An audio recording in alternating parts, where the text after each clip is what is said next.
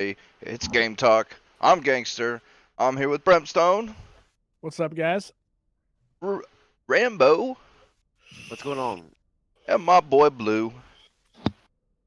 Yes, indeed, I guess. Yes, indeed. Indeedy. Indeed, So yeah. how's everybody doing today? Doing all right. Doing okay. I was pretty tilted last night, but I'm doing better today. After Good? I napped it off. Yeah, right? How No, about you, dude, like Blue? Valorant. Oh. Valorant pissed me off. No, it's all right. I mean, honestly, my day is. Can't really comment about my day because I literally just woke up like 40 minutes ago. But this is an entire week, dude. It's been great. Cool. Yeah. Yeah, boy. That's Rambo, my. other than your nasty. Oh, god damn it. Been a kind of a hell of a week without being able to have water.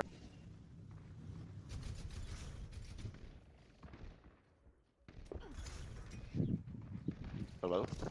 Hang on. Yeah. I'm here. Okay. All right. So all of a sudden I got like real quiet. Everything went quiet there for me as well. I was like, what? I was Okay. like wondering that audio issues again. Well, okay, so you guys are getting that in Discord too? Or like,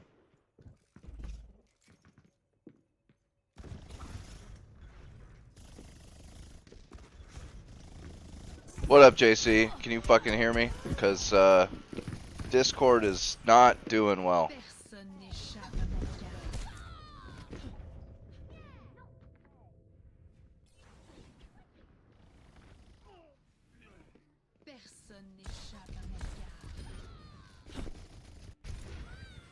I'm gonna get you for that. Alright. Got some technical difficulties.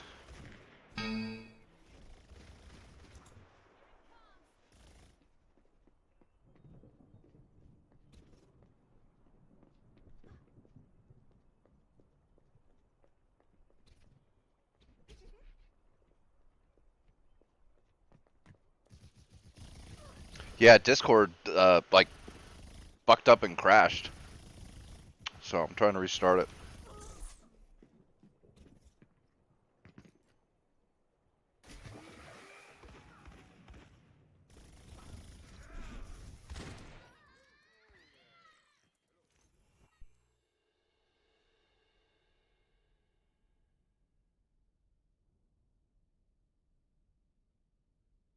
Are you there?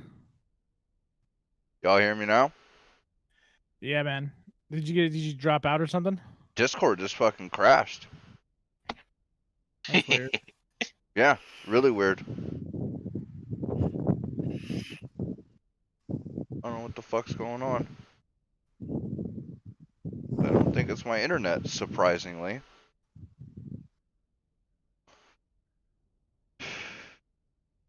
Discord's being garbage again, I guess. Right? JC, can you hear them? Yo.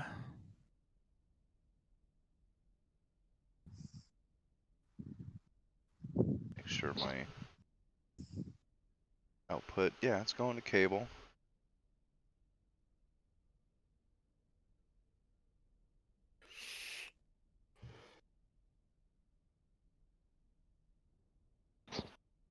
That's Well then. Are you still streaming? Yeah, that's what was messing me up because Discord kept dropping and redoing, but my stream was doing all right. And then, okay, he says he can hear you guys. And then it just straight up crashed with no error message or nothing. So, whatever. All right, we're back. Whatever the fuck, Discord. it says you're not even in the call. I'm putting out Whatever. video. Whatever, it's working. Right? It's like, don't Of touch course. it. So anyway, motherfucker, man.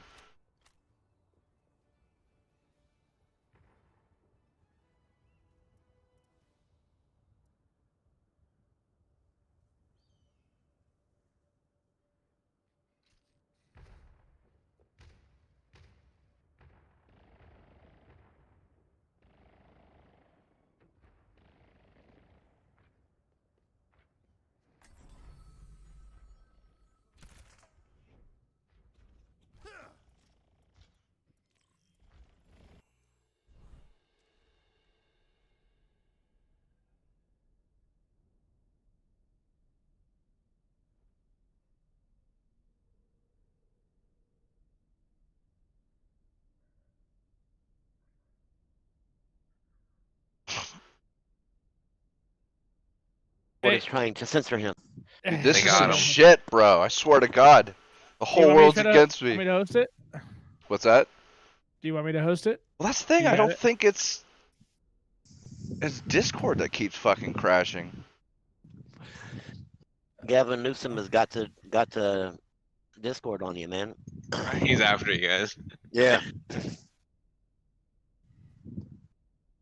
Let's see if I'm not using my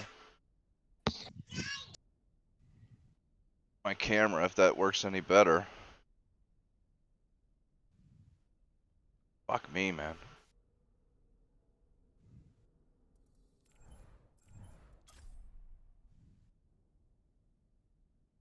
Here we go, boys. Let's try this again. One more for the road. That's right, JC. Discord don't like me. Blue, queue up. So are we gonna try you again, or is everybody Yes. swapping? Okay, if it crashes, I'm gonna blame you. Alright, seems to be working so far. Fuck it. I guess it doesn't like me using my camera. Aw, Blue. You What? literally broke the camera. You put Oh, a whole get the new meaning camera. behind it. We have an unexpected Come on, get the camera. Yeah. Ah. Like you put a whole new meaning behind breaking the camera. Well, I guess Pete broke a record now.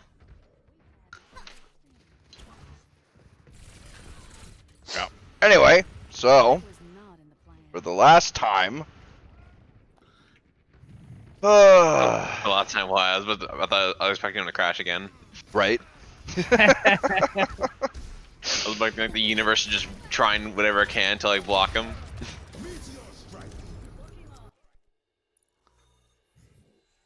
Hey, we found a game. So, Ubisoft's new terms of service. I know we talked about this a little bit last week, because if that the whole thing where if you don't play for 6 months, you can lose all your games, which is some bullshit. Wait a minute. On PC, right? Yeah, oh, I think it's anywhere. Yeah, I think. Oh, it's I didn't know I it have would. to Wait. It would be only have to PC. play- Okay, I was gonna say I have to Yeah. play a Ubisoft game every 6 months, man. That's gonna suck. Yeah, I think it is PC only because I don't think like Ubisoft and all them can enforce their terms of service through like the PlayStation Network.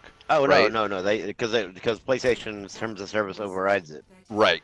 But with PC, the new terms of service, one of the provisions was that if you don't play, if your account is inactive for 6 months, they can delete it, and with that, all your games. Which is bullshit in and of itself. But some other people, I think I saw this on a video by V, but there's a bunch of other people that started reading the whole TOS. And one of the new provisions in the new TOS is if you stream, take screenshots, anything like that, any user-generated content, Ubisoft controls it, basically. And if you don't agree to it, then you lose. You can't play any of their games.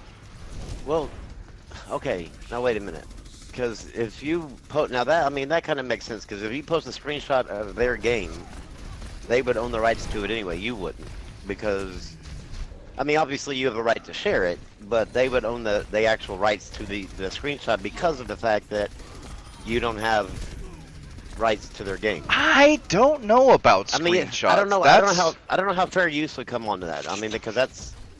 Yeah, that would that's not be a providing weird one. But certainly, that's like, not providing any critique or. Right. When has anything like fair that. use helped anyone at this point? I know, Oh, right? true. Yeah, fair use is pretty much out the window now. So. But the big thing is, yeah, they basically claim your stream too, if you stream wow. with one of their games. Wait and a minute. So they get the revenue from the stream? Yeah, I'm Like pretty if sure you- that's how so- it works. Ubisoft was I one too. I think they only claim ownership of this, or basically they claim the right to do whatever they want with it.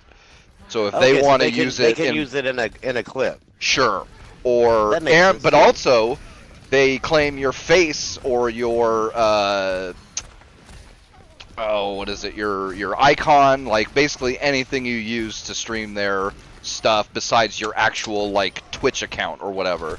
Ooh, Well, that's actually. I mean, I know. I don't want to. Wait, they own. Wait, hold up. They own chill, your I don't icon want- now. No, they don't own it, but No. they claim the right to use it as they see fit. Yeah, but I don't want to actually be be the shield for Ubisoft, but that's kind of actually normal whenever you you sign up for an app. It'll say like anything that I mean it's one of the terms of service. A lot of them are saying anything that you do that if when I signed up for like Oklahoma City Public Schools, like to get my kids' information. Right. They were saying part of the terms of service was anything that I use or share in there, they can. I'm giving express permission for them to be able to use that any way they see fit. The only thing I say that is the problem is the 6-month thing. Yeah, well, that's a huge problem. Well, yeah. What happens if you lose internet or you move or you just simply don't have an interest in a Ubisoft game for 6 months? What if you own? Like Well, hold up. How does it work though? Let's say if you own the games on Steam. 'Cause I think I own only one Ubisoft game on Uplay. No, it doesn't matter That's the because thing. you have to log into your Ubisoft account in order to gain So, access. like, you lose your Steam copy. Well, you'll still have it on Well, Steam, it's not. but you won't be able I to don't play think it's it. really actually a. I don't think. Yeah, it's not really actually a Steam copy. Yeah. It's a game that went through Steam, but the actual game itself is a Ubisoft game, and it's actually going through Ubisoft services. Right.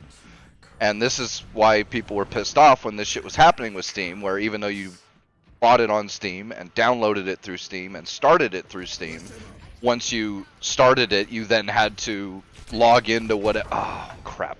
Whatever. Stupid shit. No, am I just gonna lose my Rainbow Six game because I don't even play Rainbow Six anymore? Well, that's it's not like they're going to do it immediately, but they can. That's the thing that's irritating people. That's some I don't- stupid shit, dude. I don't I'm not see sure how how- this could be right though. Like it doesn't. I mean, How is that even legal? Well, because the fact if you look at, I mean, now different countries, obviously, but I mean, I'm going off of America. But as far as in America, we don't actually own the digital copyrights. We don't actually own those. yeah, but I don't see Sony Didn't pulling care. games out of my account though. Do what now? I said I don't see Sony pulling games out of my account though. No, Sony won't do it. I mean, because it's like Sony's what's it called? Sony's terms of service are different, so they'll trump Ubisoft's. But so it'll only be on the PC portion of it. But I mean, I still don't. I mean, I think that other countries, especially like in the UK, and I'm not sure about Canada. I'm sure Canada has a lot of laws like UK where it protects consumer rights. I think those would actually override and. Yeah, the I'm not EU really has sure a how bunch that too. works. Yeah. Yeah, how is Like that? Yeah, how's that? But gonna here's the work, other though? thing, right? Here's the other thing. Terms of service aren't legal anyway because you have to buy the thing before you're able to review and agree to it. Second off, they'll put anything in there even if it's not legal. Terms of service, we get to kidnap your kids if you don't play your games in the next 6 months. And third of all, I mean, even if they're completely legal in every way, it's not going to matter until somebody takes it up with the courts, and most people don't. Well, yeah, because I mean, you're taking on. I mean, unless you're a wealthy person, you're taking on a very high-profile person with a lot of money that can basically just bankrupt you. Right. Well, and that's the other Everyone thing. Like loses their games. I and- said this last week. It's like, okay, so even if you have several $100s of Ubisoft games, you lose all that. What are you going to do? Spend tens or probably hundreds of thousands of dollars to take Ubisoft to court to get your couple $100s of worth of games back? It's like nobody's going to do that. So, maybe when if they do a big purge, like several tens of thousands of people all of a sudden all lose their games and they can get a class action going, maybe. But maybe this is they're changing it for the fact that maybe people that have had their account inactive for say 7 years. And maybe those people they'll but obviously I mean they still own the game, but I mean if you haven't touched your They still own account the in game. 7 I don't care if years, they don't play in 7 years. Like, still, they don't have the right to remove your account, even if you don't play in the next 20,000 years or some shit Well, like that. see, I come from a different train of thought because of the fact that we live in America. That they've given us where we have no no legal basis, no legal standing in regards to digital uh, Property. purchases. Yeah, Sadly, I know, so I right? mean, so coming from that mindset, I mean, I can understand and I can because they are following our laws on that part. But how are they gonna do it with other countries' laws? I don't know. That's going to be the Are you interesting are thing you gonna because do they it? Are would you gonna do what EA did and try to sue a country? Yeah, it didn't work out well for EA. they would literally have to like have a separate. I mean, it wouldn't be the first time that they have a separate terms of service for different countries. Sure. So But I haven't heard about that. That's actually really interesting, though. That's because that you they remember the would go whole this loot box route. remember the whole loot box controversy with Belgium and a bunch of other EU countries, Sure. and they Personally, I they think- banned loot. I find everyone opinions on loot boxes, but they banned loot boxes. But then EA tried to like sue them to like get that shit done like unchanged, but they lost. Are they gonna do See, that? I was actually rooting for EA on that one. I mean, fair enough, I guess, but I'm just saying, like, is Ubisoft gonna sue a bunch of countries if they start getting pissy at them because they just deleted a bunch of people's games? In I like doubt next it. month? I don't know how. I mean, they like I said, they would have to create a whole separate terms of service list for every country that has different laws. Or, like you said, take every country to court, and it'd be interesting. That didn't Ubisoft work out well versus for the EA. world. Yeah, that didn't work out for EA though. At all. Well, I mean, it's not all that complicated because most of the EU countries are all the same, including the UK. I mean, they're basically in line with the EU. So they could probably have just a couple of big sections, like the US is one, the EU is another. I think Canada is pretty much in line with the US and shit like that. But I mean, this is why companies have legal teams. And then the reason why I say console master race. Yeah, no. You wait until it happens, though, Rambo. You wait until like these companies start looking at Ubisoft, and they're like, "Yo, let's make this a standard." Right. This is why I'm against this. This is some stupid shit. I'm against it, regardless. We live in a capitalist country or not. It doesn't fucking matter. Right is right. Wrong is wrong. I'm sorry, somebody has to be done about this law-wise, but I doubt anyone will do it. So Yeah, nobody's gonna do anything. Like I said, maybe if we get tens of thousands of people that all of a sudden get their accounts banned, you might be able to get like a class action going. But until something like that happens, nothing's gonna be done about it. I mean, I guess. So everyone's just gonna have to suffer. And what am I gonna lose my games because I don't like? What happens if let's say play Valhalla and beat Assassin's Creed Valhalla, but then like I beat the DLC and I'm done with the game. I don't need to go play it anymore. In 6 months, do I lose it? I guess it's over. Well, like I said, just because they Like, how does that can work for doesn't mean they single-player will. games? First So off, what's the point? it's not the account. It's not the game. It's the account. And second off, just because they reserve the right to do that doesn't mean they're going to. So it's not like everybody who doesn't touch their shit in 6 months. Oh, fuck. So why do that they? would- It's just That would what's the point definitely of it? if What's they the point did of that, it? if they did that, like everybody who hasn't touched a game in 6 months, that would definitely spark a class action. Yeah, that's the thing. I don't think they're going to start doing this immediately, and they're not going to just ban anybody. I think this has to be for some sort of targeted reason, and I mean, obviously the language is there to concern people, but I think Who are this they has to be targeting for with some. I don't know. I mean, I'm not in their meetings and Like- shit like that, but Like who are this they has to after? be Like, some oh, I that's sort don't. not where I want to go. no, I don't think they're after somebody. I think they're out to achieve a goal, like to get rid of certain accounts or whatever, like as far as like old accounts and purge Or servers just or The whatever. one they- Or just because One- they might, not necessarily Need it. like they have one that they want to, but just in case Yeah. they say, okay, we're going to do this because we may want at some time to, to do that. yeah. It might be like a future thing. Ah. I'm not saying it's like targeting, like say they're after Brimstone or whatever, but I mean they're Right. just after they're after an end goal, whether it be now or a future goal. Who are they gonna be But- after in the future, though? That's what I There's- keep they're asking. probably- Somebody that well, pisses they- them off. That Like or who's maybe gonna piss just them off?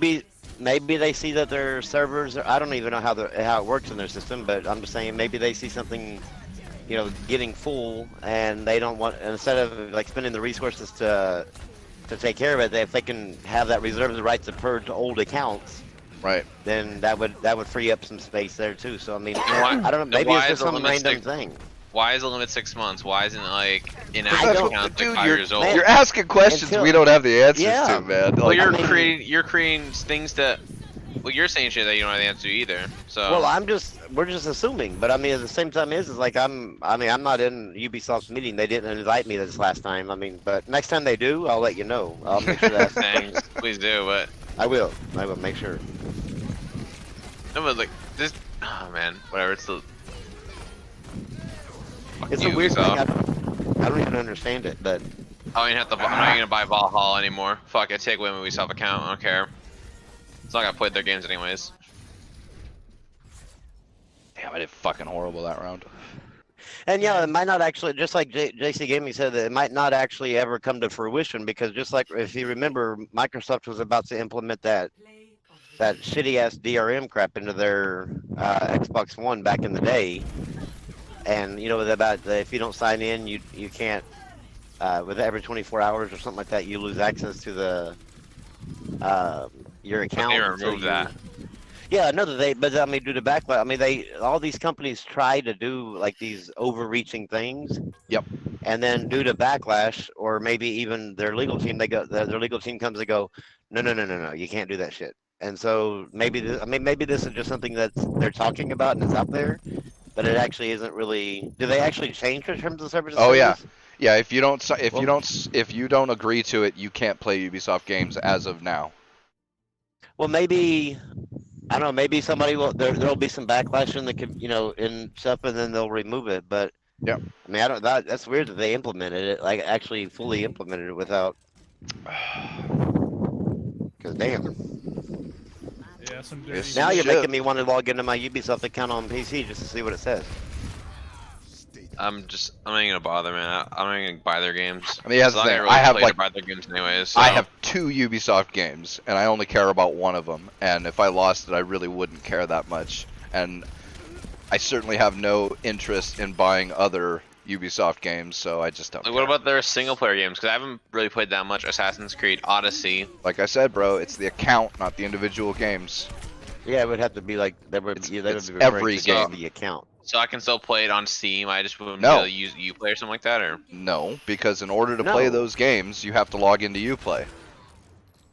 yeah, That's but if I the don't have a whole Uplay, point. but But you could download the game and still create. I think I told you guys this last week. Like, there's been times where I had to create or revalidate my email just to play Rainbow Six Siege on PC again. And I hadn't logged into that game in forever. Like Far Cry But 5, does- that's single player, but you have to log into Uplay, and even if you start it through Steam, you have to log into Uplay in order to play it. So Yeah, but- with this new system, like there will be a crack. It's not like people can't bypass this shit for single player games. You know, so if this like, ever happens doesn't to Steam allow somebody, you to back it up, like back up the game. That's yes, the thing. but without modifying it, that it still backs up the you have to log into Uplay in order to play it part.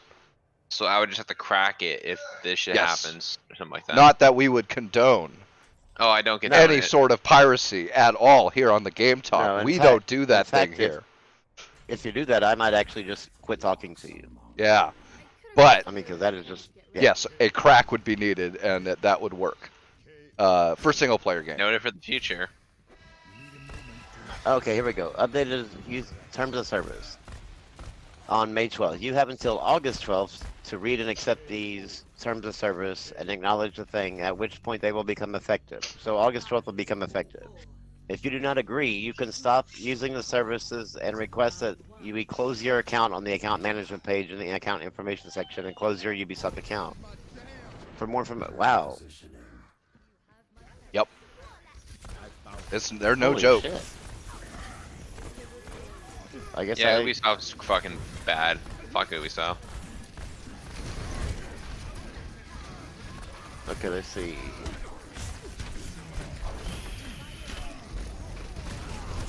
Oh, fuck. Like I said, I'm down for, you know, our country being capitalist and whatnot, but there's just certain things that I don't believe should be allowed. Well, yeah, part of this is just our laws haven't caught up to the digital frontier. Well, if No, you, the whole thing is dumb because if you apply this logic to anything else but games, this wouldn't stand at all. Well, that's why I Well- said digital property. This Yeah. applies to digital property because we haven't done anything with digital you have no rights concerning digital Well- property. But what about those that have games that were bought on disc? But we're Well, still, I you mean, know what it I mean? wouldn't There's be still that. Even those that you still have to log Well- into Uplay in order to play them. yeah, that's the bad part is that even if you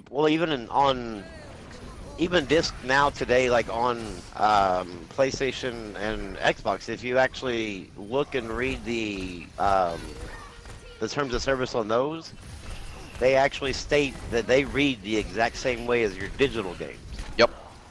So I mean, technically, if like say Ubisoft wanted to, and they wanted to target say Brim, and he was playing Assassin's Creed Odyssey or Rainbow Six Siege on Xbox One, and he had a disc, they can actually remove his access to play that game.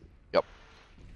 Because the only thing he's purchasing is The owning license. is the actual the disc, yeah, and then he's renting the license, I guess, through Ubisoft. So I mean, Shit. it's Yeah, this is like I've been saying. This is right to repair is part of this, but digital property, that's something that needs to be addressed. Because it shouldn't really matter whether your property is physical or digital. Like the same rights that you have for physical property should be the same rights as you get with digital property. I mean, I don't see the difference other than one's physical and one's not.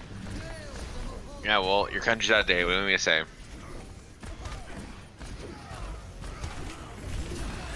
Ah, damn. okay. Well, fuck Ubisoft and fuck laws. Yeah, Have an JC, air. so how long until EA does something similar? Probably not long. I'm They already tried. trying to Origin tried that already, and they got sued. I'm trying to figure this out because it says like they've done this to help your like account security, which I'm not sure actually how this is helping my account security at all. Oh, you motherfucker, Doomfist. That doesn't even make sense to me. You can reset it all, by the way. But, it doesn't matter, I guess. Like, this is supposed to be secure. It's just for some stupid shit that Ubisoft's gonna try to use against you, so. Well, I mean, luckily, I mean, I don't play their. I mean, I think it. I don't know, man. This is so weird because it seems like that it would be something related to.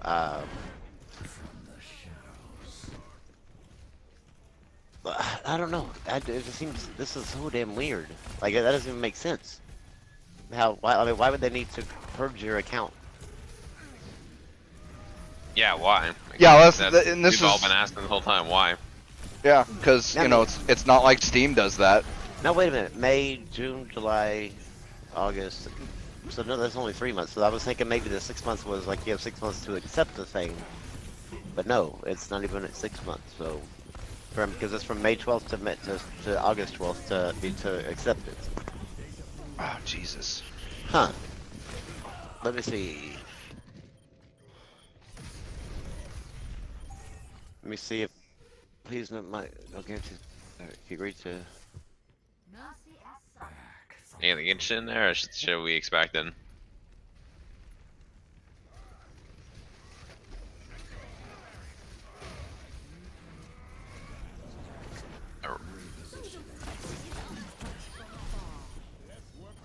Ammo? Oh, damn. Would have had him too.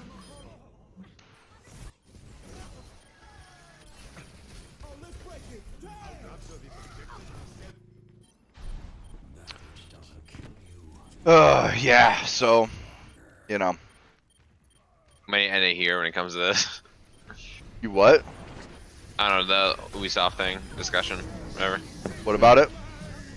Is there anything else to add to it, or no, it's just the exact same that we said before? No, just the same shit. Unless Brem's found something. Not that I know. Oh, not Brem. Rambo. No, I mean I'm trying to figure. I'm going through their terms of service, but I'm not seeing like where that would be. You know, and because all the different sections, it doesn't it doesn't say anything about like that. I don't see anything about the 6-month thing. But I mean, I'm sure it says it somewhere in there. But now that I mean, once you agree to it, you can't. You can't really Unagree to access it. Oh Yeah, yeah. and you can't really access it to figure out like what exactly it is that. Okay, when Ubisoft collect your personal data for what? Okay, y'all can go ahead and I'll read through here and see if I can figure out this 6-month thing. So what's next in the docket? So Bethesda has caved. They are removing the de novo. Now what I saw only said, oh you fuck. It only said something about the anti-cheat. It did not say anything about DRM in general. So as far as I know, they will still have de novo and DRM, but they are removing the de novo anti-cheat. After everybody got pissed off about it. And uninstalled. Right? Like, because that's what I did immediately. It's like, update needed for this fucking, for Doom. And I was like, nope, I ain't updating. I'm not putting that shit on my computer. You guys are out your goddamn mind. But, yeah, so the next patch, I don't know when that patch is coming. I didn't see anything that indicated there was an actual date. But they said the next patch is going to remove the de novo anti-cheat. So, that's something, at least. That's good. At least Bethesda's caving, and they're making their games better. As Fallout 76 is actually good now, so. But how long is this gonna last? Who knows? Well, that's the thing. It's only a matter of time before they try it again. You know, or some other company does, or, you know, whatever. Like, I want this shit. I want de novo out of the fucking gaming industry, because de novo is just some garbage. But, maybe that's just... Oh, you fuck. Yeah, they took me out pretty quickly. Oh, fuck! Almost had him. But, What can you do about that? yeah, I mean, you know, it is what it is. Like I said, this is a good thing. But de novo still exists. They still put shitty DRM and everything. They're gonna keep pushing their anti-cheat, and that's another always-on ring zero access spyware, basically. You know, that's and I don't trust de novo or anybody else with that kind of shit for stuff like anti-cheat. I'm sorry. It's like, you don't need that kind of access. So, Stupid shit. Well, I'm still not gonna install Doom or buy a DLC as far as I know. I won't buy the DLC. I was never going to buy the DLC, but I'll reinstall it now and finish it, because I should. But So wait a minute, they had it. Y'all played the game and then they added a Nuvo? yeah, Yep. well, no, okay, no. Because I had- don't see the Nuvo on console. So I know. It had de novo DRM from the start. Okay. Oh. But this last patch, they added de novo anti-cheat, which is Oh, way okay. different than the DRM, right? The DRM I is didn't. bad Yeah, I didn't enough. know. I didn't know that there was a difference. I thought that was. Yeah, because I yeah. think they just came out with it, because I haven't heard of it being in any other games. So as far as I know, the anti-cheat is something new that they just came up with. And it doesn't, like, especially it doesn't make sense for fucking Doom, because Doom does not really have multiplayer. It has one tiny multiplayer mode that was just kind of a throw-on. You know, it's a 2v1, like, just little. It doesn't even have like the deathmatch or team deathmatch stuff that 2016 had. 2016 had. Yeah, it's like there's not even a shot of this ever becoming any kind of competitive or serious Esports multiplayer. game. So it made no sense to add this, but they added it, and it's another like Valorant where it's always on. It's got Ring Zero admin access, and something else too. I can't remember. Ring Zero access. No, there's something else about it too that was kind of shady, but regardless, it's unnecessary, it's stupid, and I hate de novo.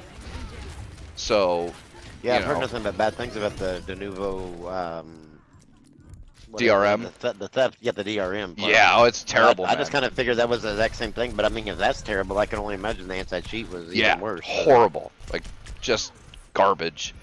And like I But, said, yeah, really, unnecessary. your anti-cheat should only be on competitive games, like where there's actually like people competing in tournaments, and it should only be applied in the tournament realm.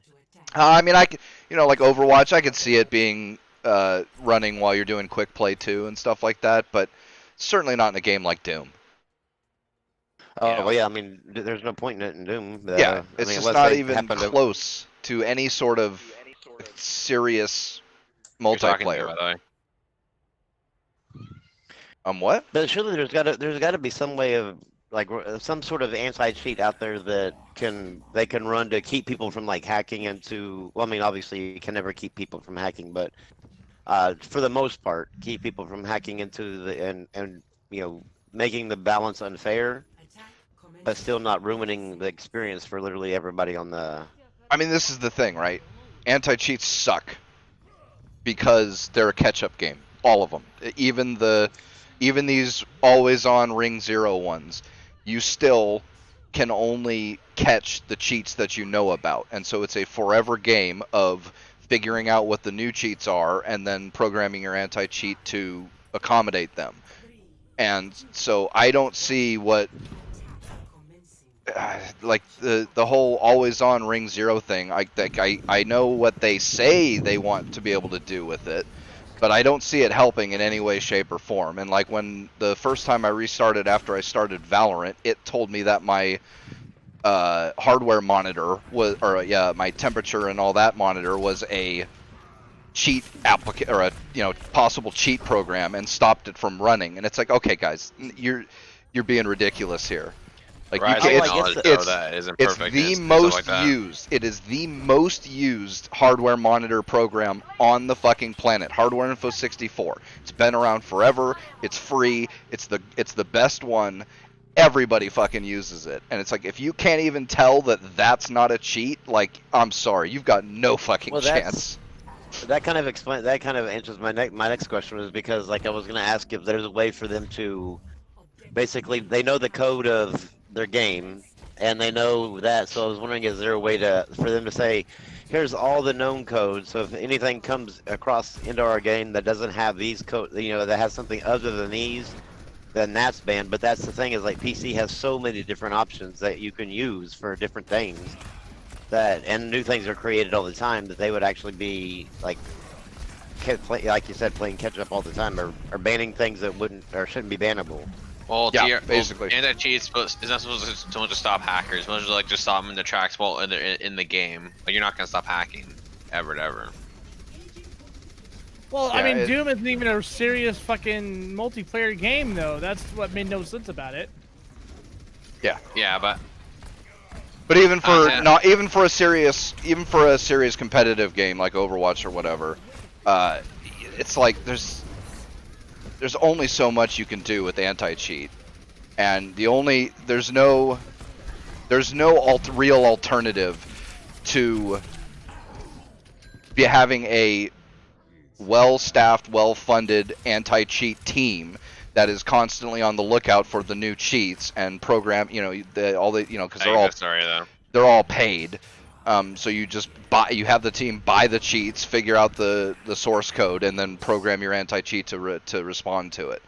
And you just keep doing that. It's not that expensive. Like, you don't need a huge team. You only need, a dozen guys at most. That already exists though. Blizzard has that. Well, they all have that. They've all been doing it, but now they think they can get a one-up on the companies by doing this nonsense, and it's like, no. All this is trying to save money. That's all it is. Yeah, and it's not gonna work. Like, it's gonna suck. People are gonna hate it. It's not gonna do any better. And but see, now, whenever, like how Brim was talking earlier about capitalism, but this right here is like another good sign of capitalism, that the company tried it, got backlash, and then they caved to it. They caved to their consumers and took it out and made their consumers happy. Yeah. So I mean, I guess on one hand, Ubisoft is the bad example of it, and then here's at least another good example of it. But the market will always kind of work itself out, usually. Usually, not always, unfortunately. Well, yeah, I mean, now, like, as of right now, the market's kind of like in a forced area. But usually the market, if everything's open, usually the market will speak. But the only problem is that the masses have to agree, because otherwise, if the masses disagree with you, then you unfortunately are just stuck. Well, that's why I really don't like this Valorant thing, because a whole lot of people are playing this game, regardless of the fact that they're doing shady shit with their anti-cheat. I wish people would have made a bigger statement. Yeah, Brem, you, Blue, I know, Rev. If people had all at once said, yeah, no, we're not playing this until you guys remove this bullshit, they would have. But, you know.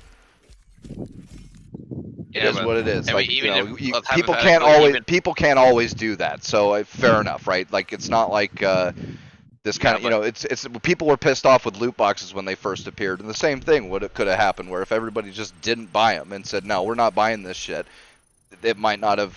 I remember though a certain set of group of YouTubers that used to like do these videos, and they talked about how shit like that, like shit that happens on console, just is not going to happen on PC because they have higher standards. And it seems like that everybody, you know, people on PC are just like you know, console players as well too. I wouldn't say just like. Not well. I mean, obviously not one for one, but because it took a lot longer for it to have, you know, like. The problem is there's so many PC gamers that the mass of them that play it, I mean, there's such a wide, diverse area that, I mean, you could have the majority of them in, you know, China, or not China, or, you know, Asia playing it and accepting it, and that overrides the few Americans or whatever, a few other people that are, you know, against it. So that's right.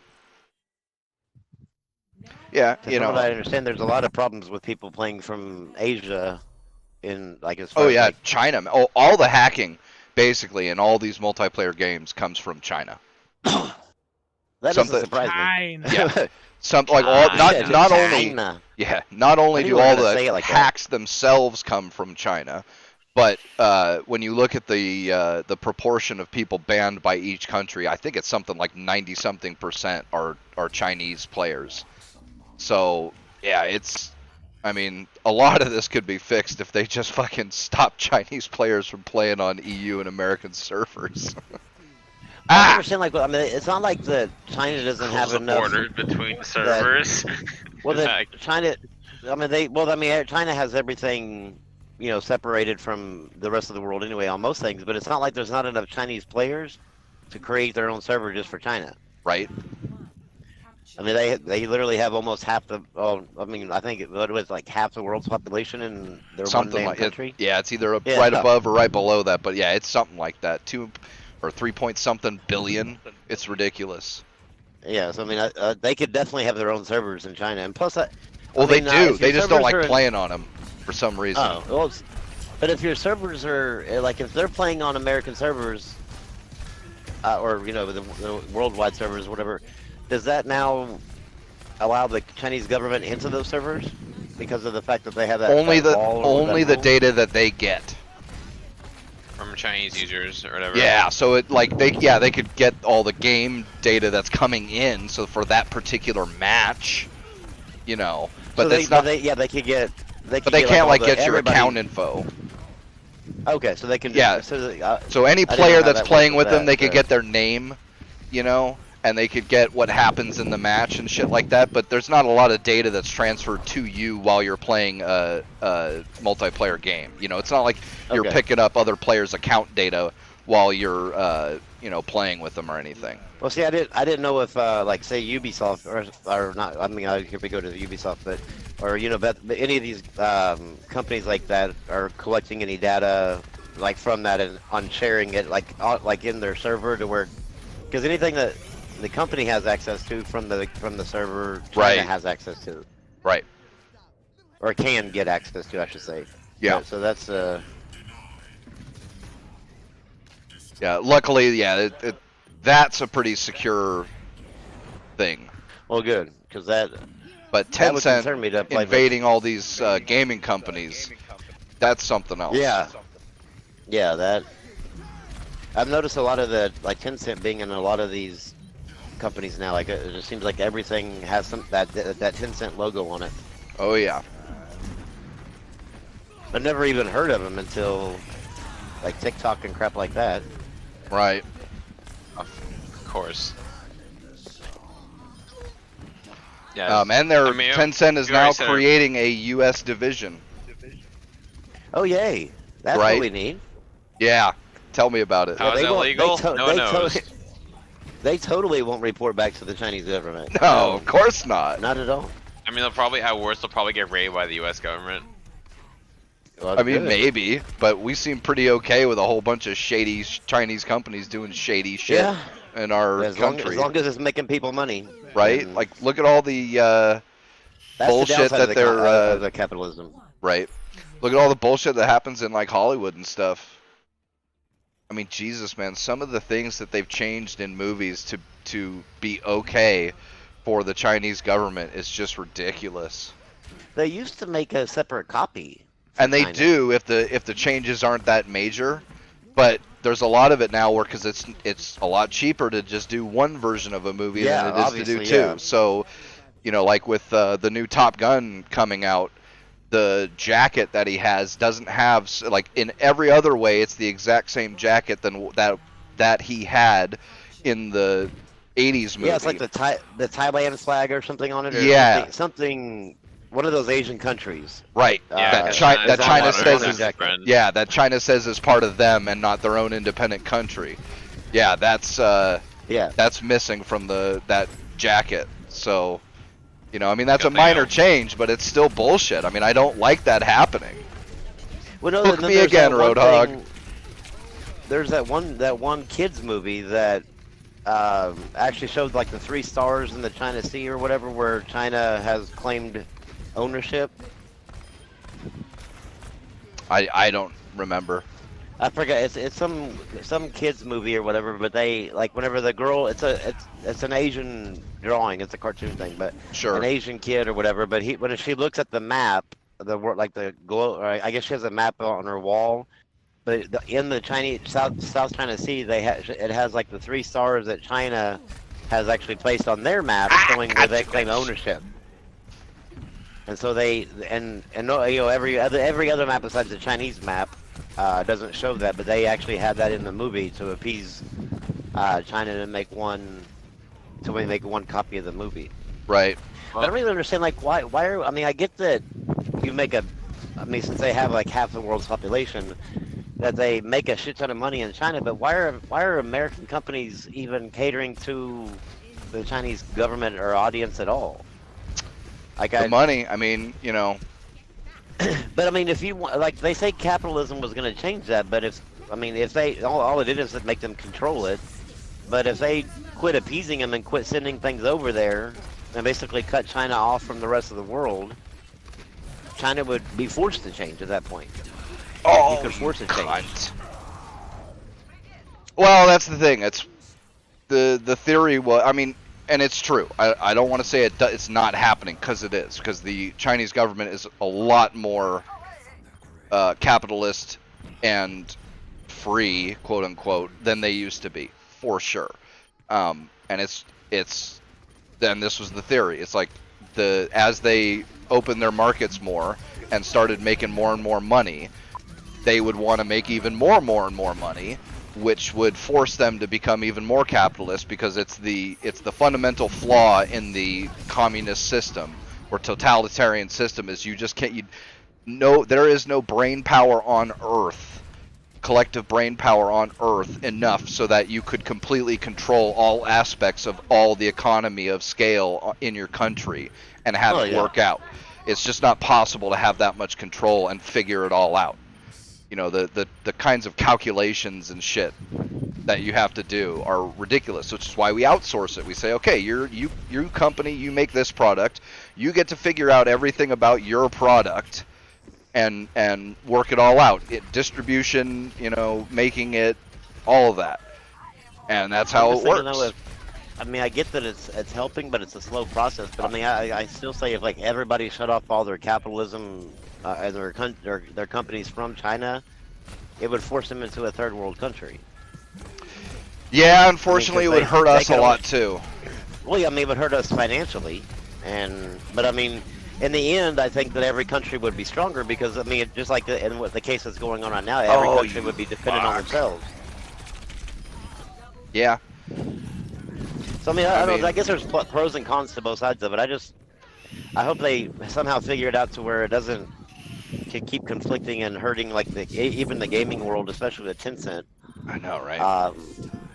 And now that you said they're making an American location like that, I don't know. That just makes me uneasy. Oh yeah, yeah. I don't like it at all, and I'm never gonna be buying one of their games. Well, the only problem is that they're buying a portion of every fucking gaming I company know out that's what's really starting to irritate me. I mean, that's the thing. Like, Luckily you're for gonna most get of to these, the point to where you're not gonna be playing games, right? Unless you're playing. Well, old that's ones. the thing. Like with Epic, Epic owns a controlling stake. Or I mean, Tencent owns a controlling stake in Epic. They don't own a controlling stake in everything, right? Like Tencent might own some of Steam, but it's not a well. For one thing, they're not a standard company. Like, Partner. yeah, they don't have the same rules as other So corporations. now, I have a question though. If they own a controlling stake in Epic, does that mean they own a controlling stake in Unreal Engine 5? I mean, yeah, theoretically. I mean, then all the games made with Unreal Engine 5, they still have some sort of hand, like some sort of worm inside there somewhere. Maybe. And Well, so that's what always concern. I mean, I'm not saying that it happens. It just concerns me that it could. It could. Yeah. That's the thing. I mean, luckily, And a lot of games are made with Unreal. I know. Luckily, with something like the engine, once a company leases that engine, they can tool it to their heart's content.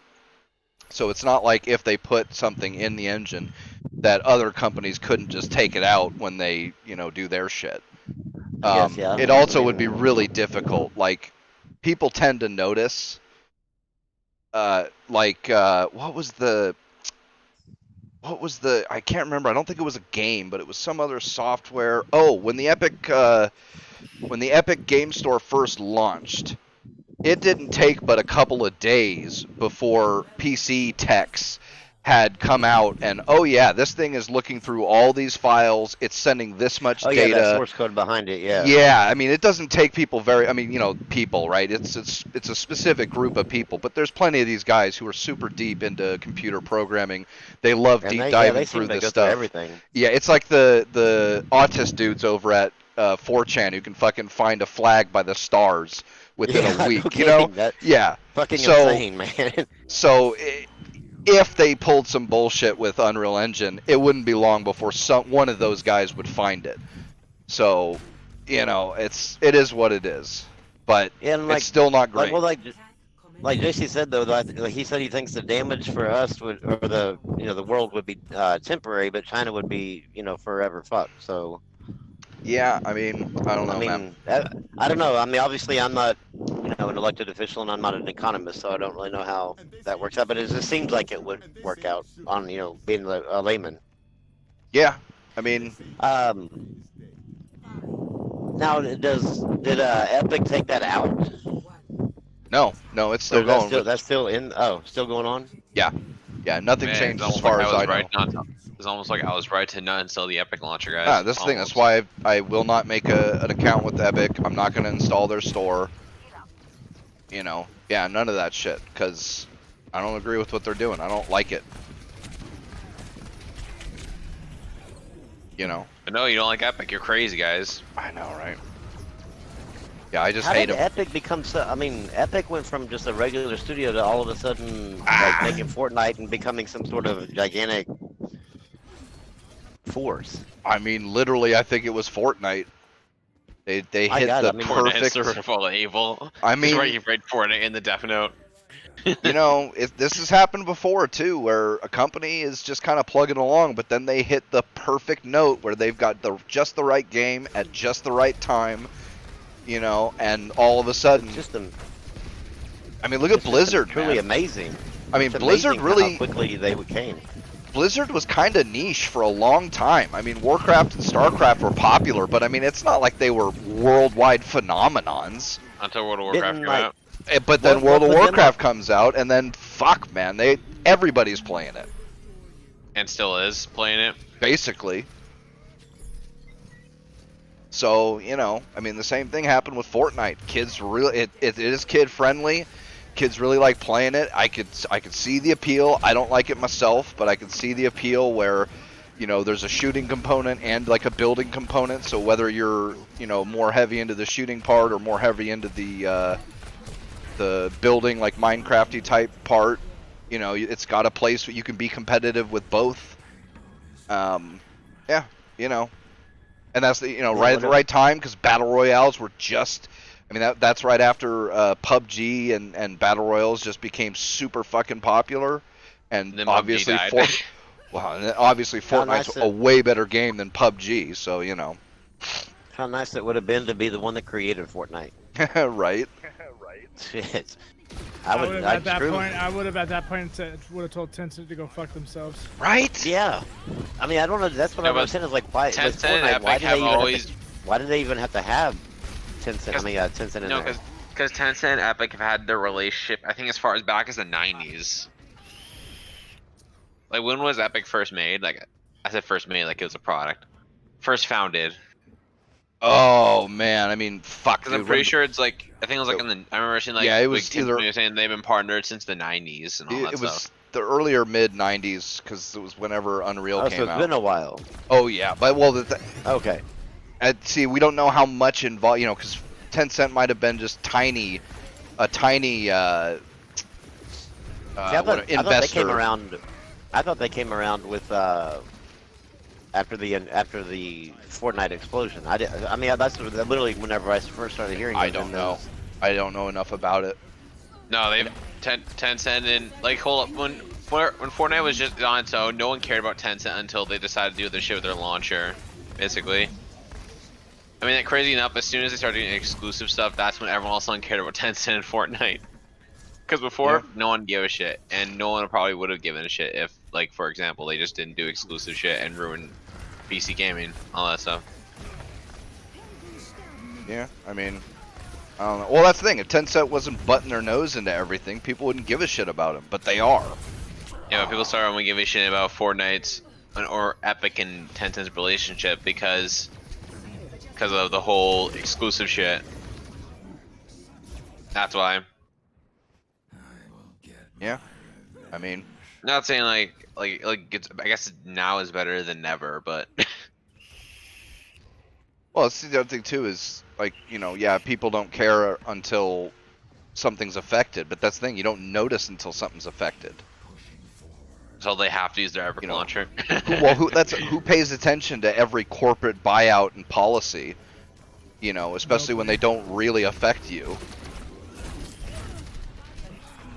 Yeah, and knowing everything about every company that buys another company or whatever. Yeah, I mean, you would be spending your days just doing that. Yeah, exactly. So, you know, it's unfortunate, but people can't pay attention to everything. You know, even if somebody else out there is keeping track of this stuff, there's only so many articles you can read, YouTube videos you can watch, you know. Yeah. Yeah. Fair enough, but I just think it's kind of funny. That's all. Oh, motherfucker. So the point is, Epic sucks, and I was always right for not liking them. There you go. Yeah, I was right there with you. You know, they can get bent. I don't care how popular Fortnite is. I think I don't play Fortnite. Yeah, I don't either. So, you know. I just don't see the appeal in it. Fortnite was so much funner when it was just ground shit. Now they're like, yo, I'm gonna win the match by building a fucking mansion. Like, it's so stupid, dude. Yeah, I mean, I had fun with it when it first started, and you were able just to shoot people and run to the circle, but now you're getting shot by God and stuff, and it's not. Shot really by fun. God. No, that's what it feels like. All of a sudden Dude, you die, and then dude, you're getting shot by God that operates a fucking mech, bro. Right. Like, yeah. what?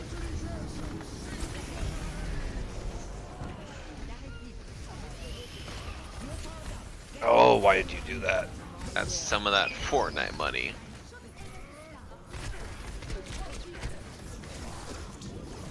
else, or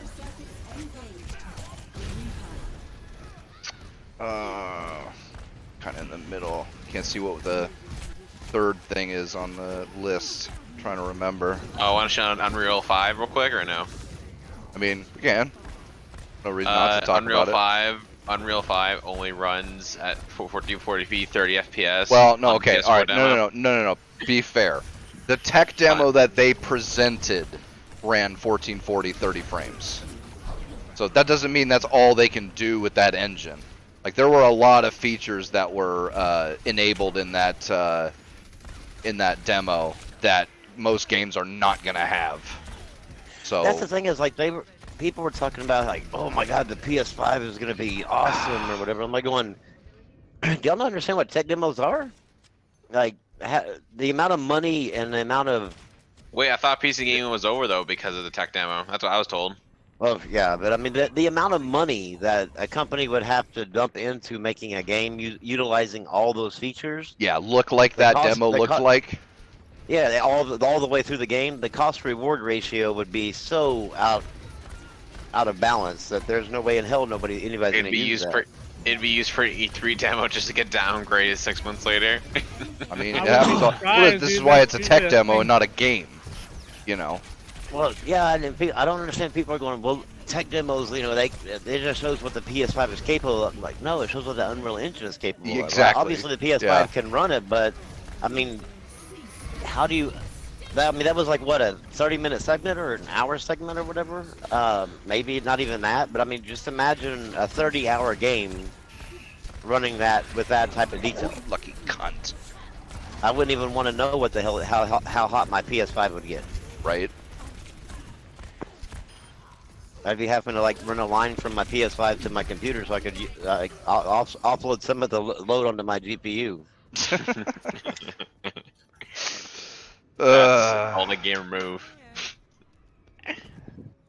Yeah. So I mean, I don't know. It was a nice It looked demo. pretty, though. It looked good. Yeah, it Yeah. looked awesome. I don't know. I have not been happy with the way Unreal Engine has been going lately. Don't- But that's what just made kind of me me excited- personally. What made me excited about it as a PlayStation user is seeing, okay, like Horizon Zero Dawn and God of War. Well, not really God of War yet, but I mean Horizon Zero Dawn and Death Stranding and stuff that uses that Decima engine. It gave me hope to see like what the Decima engine can do with the PS5, because obviously there's a lot. I mean, that the PS5 is going to be a lot more powerful than the PS4 is. So it just gave me hope that maybe some of their first-party titles are going to be looking like really like amazing. But anybody's expectation of that that tech demo ever becoming reality for any user is that, you know. I don't see Yeah, that PCs are not going to be seeing that in Unreal games. Like maybe one. happening. Well, no. You know, maybe. But my question though is why can't if PC is so customizable, why can't a developer put out a game with say Unreal Engine 5 that allows the PC user to put that level of detail into the game? Couple don't allow reasons. No, couple reasons. Is it the coding on their end that stops it, or is it? Yeah, one is cost, right? Because for each option, like textures, right? You can have so many different levels of textures, but each one of those levels requires somebody to make the textures, even if they're similar. Okay. You know, Okay, so I that's see what one you're talking thing. about, yeah. And a second thing is there are certain intractable problems when it comes to things like shaders and stuff because of the way they work, that like if you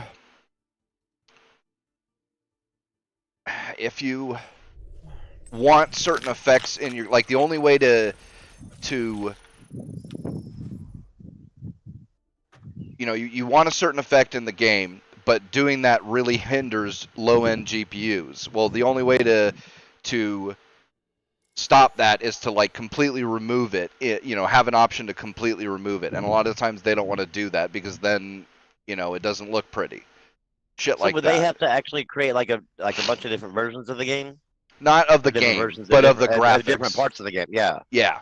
Okay, because I was wondering, I was like, because it seems like, say that like that mod that they have in GTA that makes basically it look realistic, like the streets and stuff, Right. like in 4K. Like I was always wondering, like how come? Takes a lot of work Ag- to do it though. Well, no, but I mean, I was always wondering, like, how come a PC since it's so customizable, just can't do that on its own? Because But they don't I want guess to that do the makes work required to do that. so that would require, I guess, like what you're saying. I didn't realize it would require like a work, like every single thing to be like done differently on every single item in the game. So that makes sense. I mean, because that's a lot. Well, I mean, just Yeah. like putting the Unreal Engine thing in a full game is going to be the cost reward ratio would be too off. Yeah, that's the thing. Most companies aren't going to do it because the amount of people on both the super high end and the super low end scale, there aren't a lot of them. Yeah, everybody's mid-range. So you can get 90% of your customers by just basically tuning your game for the mid range and leaving it at that. That makes sense because I mean they're gonna cater to where the majority of the customers are. And Exactly. That's I think that's also another reason what hinders PC games is that since the majority of AAA purchases are made on like consoles, that they typically cater to the console audience and then kind of they hurt the PC audience. A little, yeah. I mean, it'll be better with this generation a lot. Yeah. Because Yeah, there's so much actually better in excited to comparison. I am too. I'm actually excited to see how gaming is going to change, especially now that PlayStation has put in their games on Steam. Right. Like everything's coming together to where consoles and PC are going to be like mid-range PCs. They're going to be close. Yeah, basically. Yeah. And, You're going to have a mid-range PC basically with your console, which that's never really happened before. No, the only time that consoles ever actually like competed with PCs was I think the 360. Like when it first came out, obviously. Yeah. Not whenever, not No, after like a year of course later. not. But even then, it was but- kind of iffy for mid-range. You know, it But, wasn't. I mean, it not like. competed really. I mean, Yeah. I mean, the So- difference between Battlefield 3 on the PC and Battlefield 3 on the Xbox 360 was jaw-droppingly noticeable. I'm just saying. Fucking hook me again, Roadhog. Do it again, I fucking dare ya. And with all this stuff, if 60 FPS is not standard, then I'm still gonna laugh. No, 1080 60 will be definitely. Yeah, there's no It way better you be. won't be able to get that with a fucking 12 teraflop GPU in that bitch with an 8 core. Like Yeah, but- I'll be surprised if they can't get 1080 100 or so on Yeah, like my the thing average is- game. I'm worried that they'll be like, oh, we're gonna try to do 4K 60 or stable 4K 30 for all our games now to make them look more cinematic. I don't know. I think I think consoles you'll see them use 4K 30. I think 30 frames per second is just their go-to thing. I mean, if it's an option, sure, but if it's something that they're just gonna force upon everyone, no, then I think yeah. it'll be an option. Like the 4K is still such a niche market. I think it'll For be such a niche market, you could two set it consoles either can run 1080, hard 4K. 1440 or 4K. Like there's no way I think there's no reason you can't Sure. have all three. Maybe If you for look at the PC, Saints- but there's tons of if you people look who have at the 4K Saints Row, TVs. the Saints Row remaster, the Saints Row 3rd remaster, whatever, they on console they offer it to where you can select to lock it at 30 frames, or unlock it and just let it run, and it runs around 50. Like I think on Xbox One X, I think it runs like it stays pretty close to the target of 60 frames at 1440p. But so I mean Why can't that block it at that might be 60? that might be an option in games like to where they like in like console games, because every developer is going to go after looks rather than performance.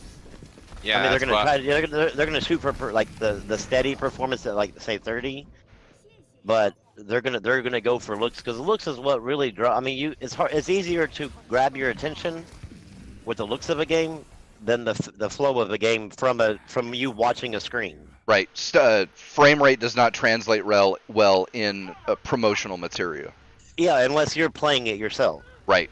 Sure, for So maybe a that's- single player game, but for like I don't know, like Overwatch for any competitive I game, think- they're no, I gonna think be like, you'll- oh, I think 4K play at 4K 30, guys. No, I think you'll see competitive like online games, like or the online portion of the games. I think you'll see it. They'll downgrade like the visuals a little bit to boot like to balance out the frame to try to get the frame rate at 60. I think because you see like COD and stuff like trying to always hit 60 now and stuff like that. So I think you'll see it more so on the online portion, but the single player games are definitely gonna. I say definitely gonna be capped at 30 on the console side. Obviously on the PC side is different, but they for some reason they well I mean we just discussed why, but they always go after the looks rather than the performance. Yeah, that's why. The only I'm thing not I as the only thing I hopeful hope for is it. that the only thing I hope is that if they do go for 30, they at least hit a solid 30 as the whole game. Right, never dropping 'Cause, below like, it. Yeah. Yeah, like because this generation, like even when they go for 30, like say 4K 30 or 1440p 30, Digital Foundry will do it, and you'll see like the PS4 and the Xbox One like dipping down to like 15 sometimes, and then back Yeah. up. And I'm like, Monster They need Hunter to at least- World, Bloodborne, dude. Jesus. they need to Yep. at least be able to, no matter what's on the screen, with especially with the new consoles and how powerful they are, to be able to hit a steady 30 frames per second on single player games. Yeah. And there's no reason they can't, especially with the stuff they got. Yeah, but just because they have that power, do you think they'll? I don't think they'll use it. Like Well, I can see no. them doing 4K 60 to 4K 30 most of the time now, and just doing like. I don't know, unless I see otherwise, then because we had Phil Spencer said that frame rate doesn't matter or something like that. Yeah, but he's think not you- the game companies. Yeah. Yeah, I but mean, the game he's- companies can just adapt that same logic. Frame rate doesn't matter, 4K 30 or 4K 60. I don't Well, I see don't it think- happening. I don't know. I mean, I think you'll see. Every game company, even though they might you might not think highly of them or whatever, but they still want at least a halfway decent audience or halfway a happy audience. So I mean, Yeah, but they people know- don't they know really if they- complain. they know if they continue to put out trash or put out things that don't hit, like runs like shit, like the Mafia 2 remaster. If they Oh continue to put, Jesus! How's well, that they continue disaster to- been? well, yeah, but I'm just saying if they continue to put out games like that, I mean, they're just gonna go under because people are just gonna say nope, not even worth it. So I mean, I still say they're gonna, even though Phil Spencer might feel that way, they're still going to target a decent running game or a decent looking and decent running game because Maybe. I don't know. I can see only. I just don't see them doing all on 60 frames per second. I've seen nothing that would change my mind otherwise. Obviously, wait till the consoles come out, well, all that stuff. But what I And currently basically- see, I don't see that happening. And JC, I just to answer your thing there, I don't think Fortnite was popular because of Ninja. Ninja is popular because of Fortnite. Yeah. Yeah, Ninja was just a Halo player until Fortnite came Yeah. out. But Like that trash heap Halo 5. I think that you'll see, like, especially with, I mean, if you're on console, I mean, I speak from the console side, but I think you'll see a lot better output from like the first party studios. I mean, Than yeah, than you do third party, because third I party can't, is like- trying to appease a wide range of people.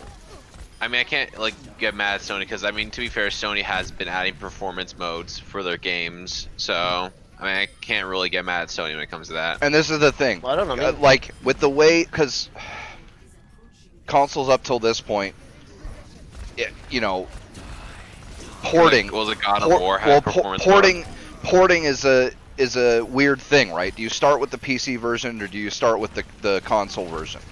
And when consoles were real low powered, it made a lot of sense to start with the console version because that was the lowest common denominator. Your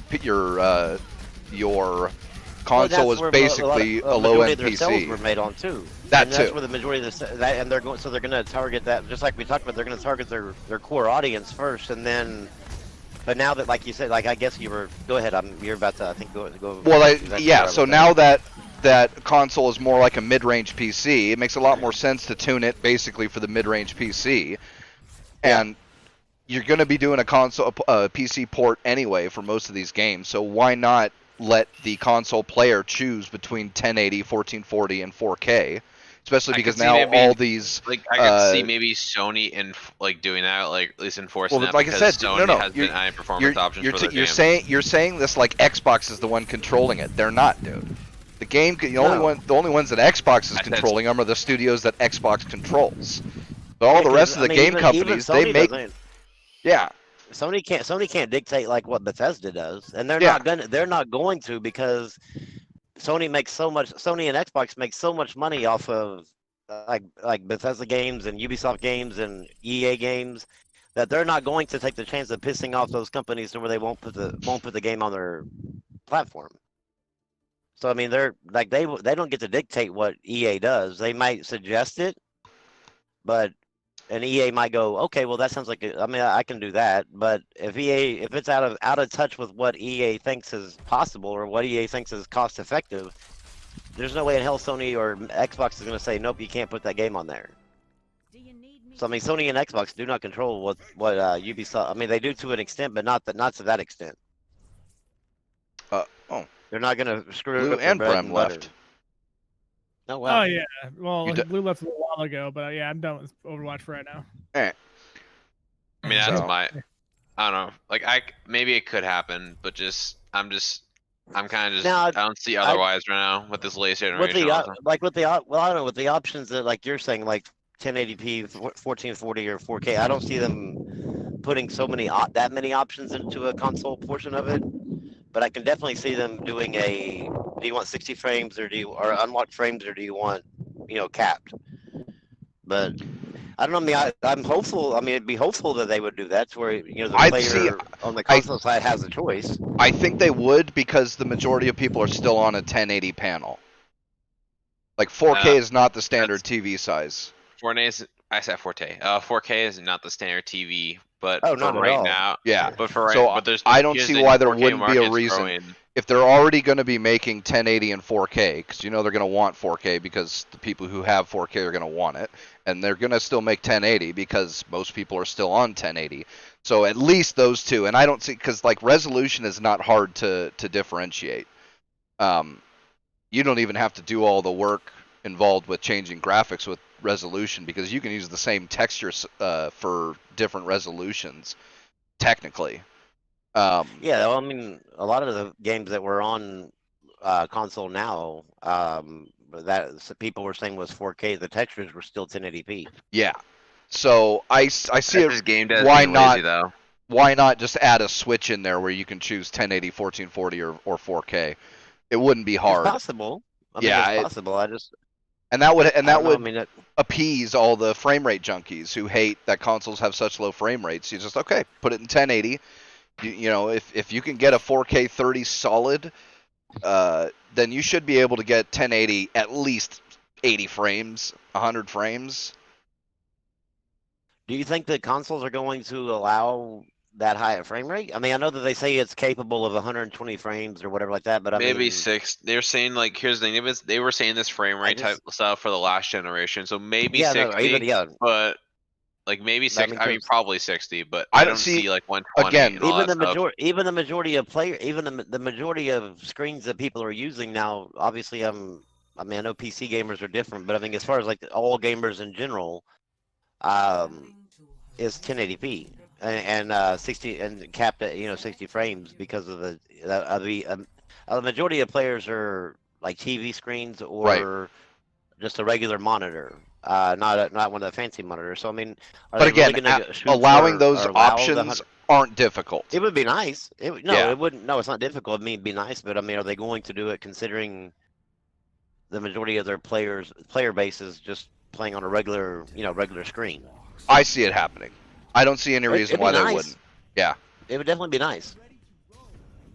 But you never know. So we'll have to I see. mean, there'd be no reason in them not doing it. I mean, I don't know. I don't see like 120 console games happening. I can 60 maybe, but I don't see 120 happening for consoles. But the thing is, they haven't been capable of that before. No, I remember they were saying this shit about the fucking PS4 and Xbox One. They were saying like, "Oh, we're gonna be having 60 as a standard, guys, and maybe above 62," and then never happened. Did it? But I mean, like I said, Yeah. they weren't really capable of it though. Yeah, Now but they're they also are. this higher frame rate stuff. They can also they could be them just posturing, saying like, "Oh, we can do this," but are they actually gonna do it? Because just because it's maybe capable, but it doesn't mean they'll do it. True, but I mean, you can be hopeful that they will. I'm not saying like 60 Utilize FPS might not become a standard, but I'm saying like 120 FPS. You might need to like No, that'll never be the standard. Just that Not it'll standard, be it'll be an option. optional. Well, if they created a game, say like Fortnite, there's no reason why. I mean, to me, as far as graphics wise, it's not really over intensive. So there's no reason why like they couldn't like take a game like that or Minecraft or whatever and create it to where on consoles it could run at that speed. But Especially because I they mean, already seeing- do it on PC. yeah, but I mean, but seeing them say like take like not Skyrim, but shit, what's Skyrim's the- too buggy for that shit. I don't modify my shit I to don't- do that. well, just seeing them taking it like a Tomb Raider and Sure. making that to where it runs like God I think damn on those kind of games, the single player games, they'll definitely focus on Visuals. the graphics and like, the visuals and limit the frame rate. But on multiplayer games, they might. I mean, who knows? I mean, Yeah. that way everybody's on more of an even playing field. Because on multiplayer games, if you notice, like if you go from like COD, not everyone will be on even playing field though. well, no, but more of a degree. But I mean, like if you No, go but from like even COD if, single player to COD multiplayer, you can see the downgrade in the visuals. So I mean, they could definitely make it to where that's capable. Yeah, I mean, I can maybe like with they'll have crossplay be a full thing, but it won't be a truly equal playing field. Even if 60 FPS is the standard and all that stuff, or 120, not standard, but like an option. I mean, it'll never be an equal playing field. That's the whole thing. Now, obviously, it Well, should no, I mean, still it'll- exist, but it'll never be an equal playing field. Well, it'll never be an equal playing field considering the fact that if you're doing crossplay between console and PC, like unless you allow mouse and keyboard on every console, you're not I going mean, to. They probably. Well, it will. looks like they're I going to think be doing Xbox- that though. The only thing that's like, Yeah. because Microsoft already does. The only thing now is It's- Sony. Sony does too. Well, Sony does too in a lot of games. I mean, you've been able to use the mouse and keyboard on a lot of their games Right. since the PS3. It's just But that it's been not a lot it's not less mandatory- supported. Yeah, but it's not actually a mandatory thing for companies to allow. Yeah. So that's the issue. Is that, But that's coming. I Yeah, mean, it's but- only a matter of like, time before that happens officially. well, you would think it would be considering the fact that crossplay is becoming more and more relevant. Popular, yeah. But especially between both consoles and the PC, that companies would just include a mouse and keyboard option. Yeah, I mean that's one. It's of not the like good I don't things think it would take much. I mean, it No, doesn't like I seem said, like they're it would- already doing it just for a the simple PC code. games anyway. Yeah, and there's also there's also several games that they've already I mean, the implemented. problem too, is so, I mean, it's also not the- like they can't do it. Blizzard has said that they don't want consoles having mouse and keyboard support. That's the thing. I know that Blizzard, individual company, but like, because Blizzard said they don't want mouse and keyboard really on console, and they banned people who use the Zim. You don't remember that whole shit. So I'm not sure about like them having like maybe for some games, but I don't think it's gonna be all games that are gonna have a mouse and keyboard option. We'll see. You know. Yeah, a lot of this is we'll just have to see.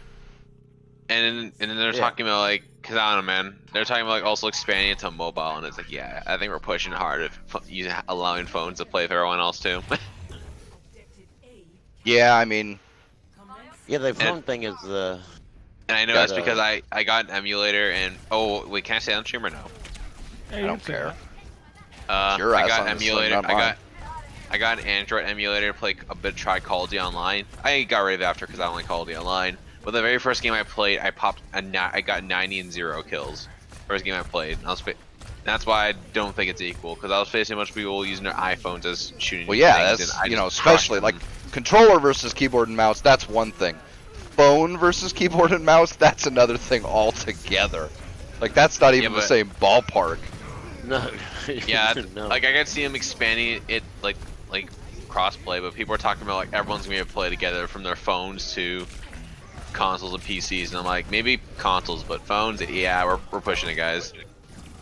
But I mean, that Not with, the shit on phone. I feel the shit on unfortunately phone. with phones, there's not really much you can do because you can always emulate Android, and everything about Android is designed to be open. It's not like PlayStation Network where you have to actually have like a PSN login and probably I mean, you some can use special. a controller on a You use a controller on your Android phone, for example, but it's still, or maybe iPhone too, but I know Android you can. Even with using a controller, it's still like just using an emulator dude is brutal. I'm not gonna lie. Yeah. Just like I was destroying people. It's like But yeah. that's phone it's gaming. bad That's for- not, I mean, I'm sure people on phones don't care quite as much as people on consoles or PCs. Like, you're not expecting some super salty competitive phone game. Yeah, but they're talking about expanding Valorant to phones as well. I mean, let them. What do you care? That's just easy kills. Fair enough, but I You don't know. know? I don't want to make people have a bad experience. If that Well, makes that's sense. what do they Because expect I on a guarantee phone? I ruined You know, some people's experience on COD you know, Mobile. as well as I do, Blue. They're gonna fucking like add some sort of like aim assist on the phone. Even with aim assist, because COD Mobile has aim assist like a motherfucker, and I still crushed all of them. Yeah, True. I mean, it is what it is. I mean, there's limitations with the phone. Well, I mean, Just there's like limitations there's in the control. limitations with everything. With the phone, it's obviously a lot bigger than the limitations with, say, a console or whatever. But I mean, like I said, who expects to play a phone shooter and have it be A the lot of same people. experience as a PC or console shooter? I mean, it's just not possible. And if they do expect that, then they're stupid. There's actually a decent amount of people who expect that. Well, then they're That's the stupid. thing. 'Cause I play a ton of phone games. I love gaming on my Android, but I do not expect my Android games to be on par with a console game or a PC game. It's just not possible.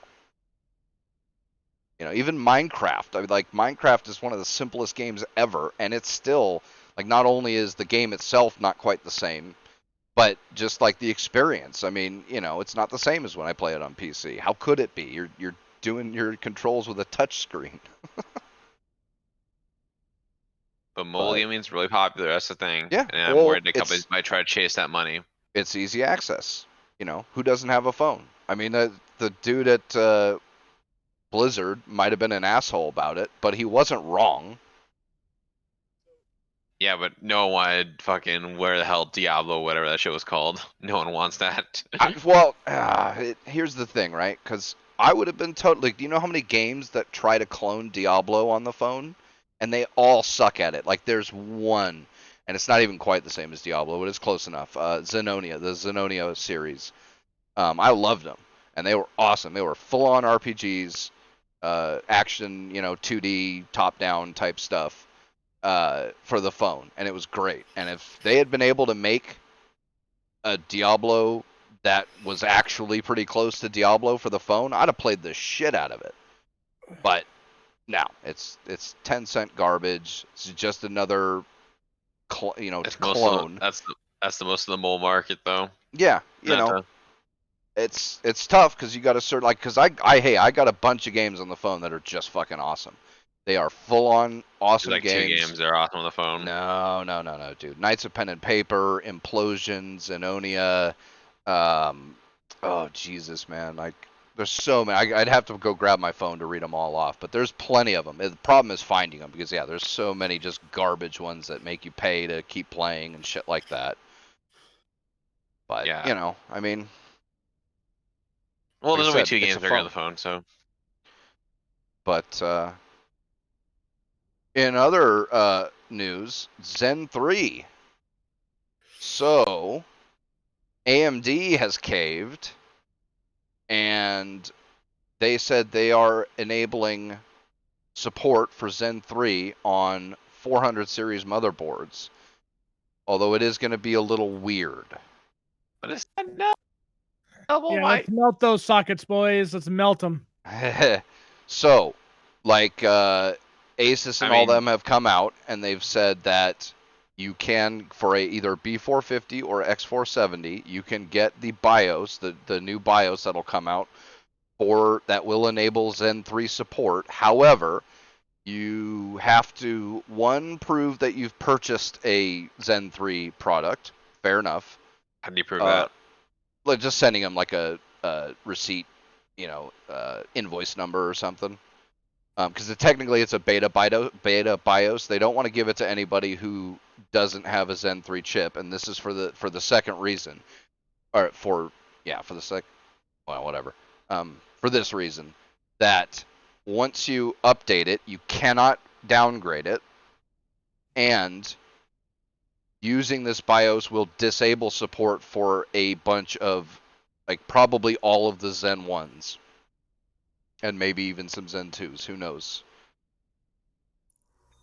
Because that's the only way to do it. There's a limited amount of BIOS space. Each chip in there needs a certain amount of space, and you can only have so many before you run out.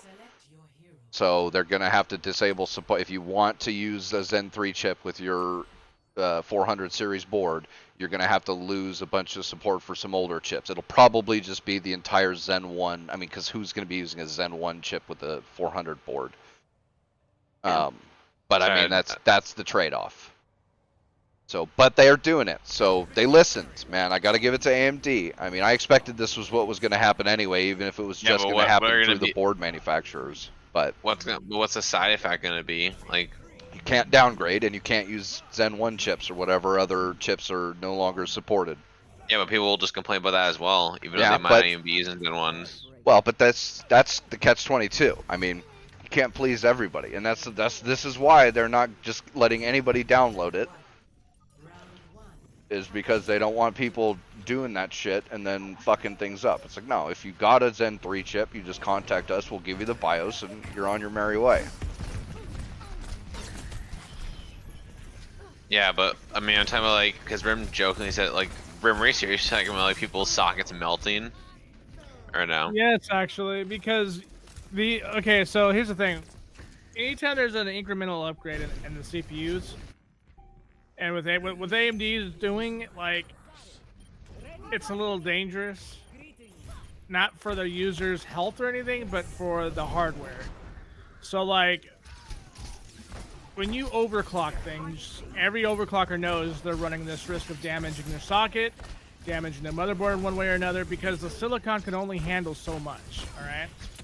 There's a certain cap when these motherboards are being made as to what they're expected to handle versus what the users put on it as far as strain goes. That's why I thought it was silly that these guys are getting bent over this whole socket scenario. I did too. No, I know you didn't, dude. Yeah. Like, I know you did. In fact, you and me were actually thinking this whole thing was fucking dumb. Because... Yeah, but they didn't want to risk another lawsuit, AMD. So. Exactly. And let me just throw an example out there. I had a buddy that bought two R9 270Xs, put them in Crossfire on an older motherboard. That was meant for the old 4000 series cards, okay?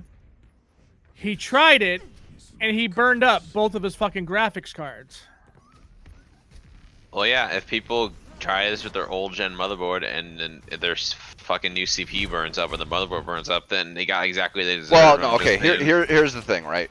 I don't think this is going to be much of a problem on these boards because Zen 3... Oh, damn it. Zen 2.5 or whatever, the 3000 series chips are a lot more power efficient than the 2000 series chips. So even though the 3000s are much more I mean, they've got a significant power increase compared to their older cousins.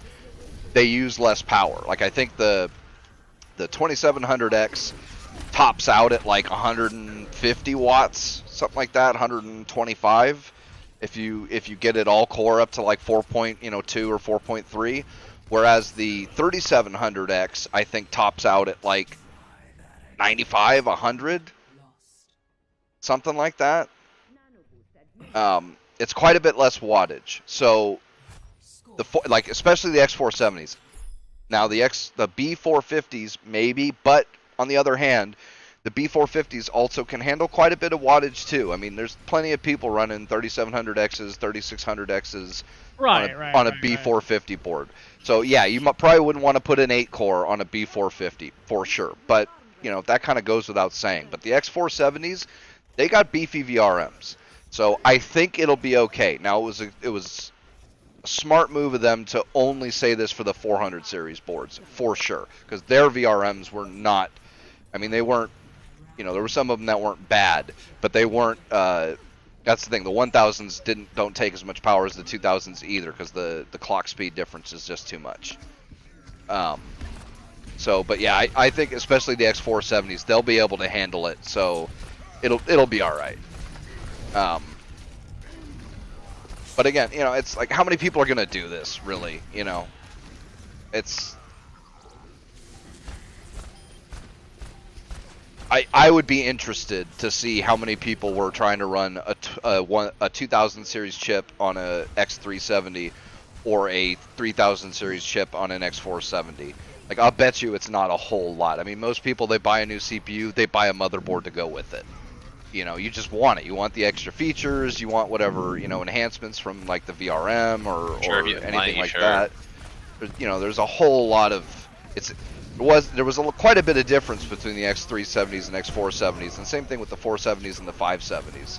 So it's not like it was, you know, just they were just the same exact boards, and you know, just with a different number. There were actually pretty significant differences between them. So, you know, I mean, I might try it. Who knows? I might try and buy. That was my plan anyway, was to buy a 4000 series chip and throw it in my Crosshair. And my Crosshair has the best chance because it's like, I believe it's the best 470 board you can buy. So, you know, we'll see. I'll try out the new BIOS, see what goes. Can you imagine his whole fucking shit goes in flames? Yeah, well, Yeah, right. I mean, Jesus, dude, the shit I'm running my 2700X at, if that was going to happen, it would have already happened. I mean, I fried my fucking bulldozer board. Well, it's not a guarantee that they're gonna burn up their shit, but like the risk is higher to do it though, right? Like there are going to be some damage to some people's boards, not everybody's, but it's bound to happen eventually. Well, I mean, and the same thing, you know, the same thing could happen. Like, I'll bet you there were people who tried, you know, they had a B350 or a B450, and they tried to run a 3700X at the max clock it could do, and they fried their shit. It happens even without any of this nonsense. You know, because people are stupid. They get a cheap-ass motherboard with too powerful of a CPU, and they try and fucking overclock or something silly like that. You know, so... But... No, I'm just thinking... Like those people who, like, if something does happen to their CPU, they're gonna complain, be like, "Oh my God, AMD, how can you allow this?" But then people will tell them, "No, you know, you were the one that chose to try and run this shit on this. That's on you, man." You know, It doesn't make them their complaints, and they might even write articles. Like, you know how this works. I guarantee you, it's happened already, and nobody cared because they tried. Like I said, they tried to run a 1700X on a B350 and overclock the shit out of it. Oh, you fuck! But I like the fact that they are allowing it. I think it's a good compromise. Like I said, especially with the 450s, because they actually are a lot beefier of a board than the 350s, or 450 and 470s are bigger than beefier than the 350s and 370s. Those boards actually had a very good chance, so long as the power requirements for the 4000 chips aren't ludicrously higher than the 3000 chips. They should be just fine. So I think it's a good idea. I think AMD's doing the right thing, responding to consumer pressure. Unlike Intel. Right? Oh god, dude, don't get me fucking started on Intel, man. Those 10900s and shit. Like, you guys, you should have just skipped shit. Intel Master Race, man. Right? Ah, damn it. Yeah, I'll never own another Intel CPU, despite my i5 doing me pretty well for a while. No, Well, that's the thing. If you had an older gen, you're golden because they're the exact same as the newer gen. No, because I had i5 66K and that shit was doing 1080p 60 with greatness, man. That was great. Once if I ever upgrade my 6700K, I'll definitely be going to AMD. Yeah, there's not much reason to do Intel anymore, especially like the 3700Xs and shit. They are just about equal to like the 9700Ks, and they get way better. Or I mean, in like gaming performance and stuff. Maybe what these companies should do is just start, instead of making CPUs and GPUs, just make the like the thing like with PlayStation and Xbox where it's all in one. Save everybody money. Uh, Wait, are Yeah, you I talking mean, about what's the I shit would called say- where I would where say it's like that'd an be eternal fine. graphic card? Well, they already do that. They're called APUs. And the Yeah, problem APUs, is that's that what I was thinking of, they yeah. suck. I mean, I Well, thought for the most AMD's part. latest Yeah. APU wasn't actually I that mean, bad. they're fine for a low end or mid range, solution. What sucks about the APU is that you can't swap out, like you can't you have to upgrade the entire thing rather than upgrade. You can rather than saying, oh well, I need a new GPU, just go grab a GPU. Well, not only that, I mean, because like GPU's power requirement has gone exponential. Like CPUs are still pretty, like the beefiest ones. Even a the biggest pile driver there was, and then now these 10900s, they top out at about 200 and something watts, whereas you can get GPUs that require like 400 or 300 and something. You And have to have that's a hell a of a problem. cooling system. Yeah, you do.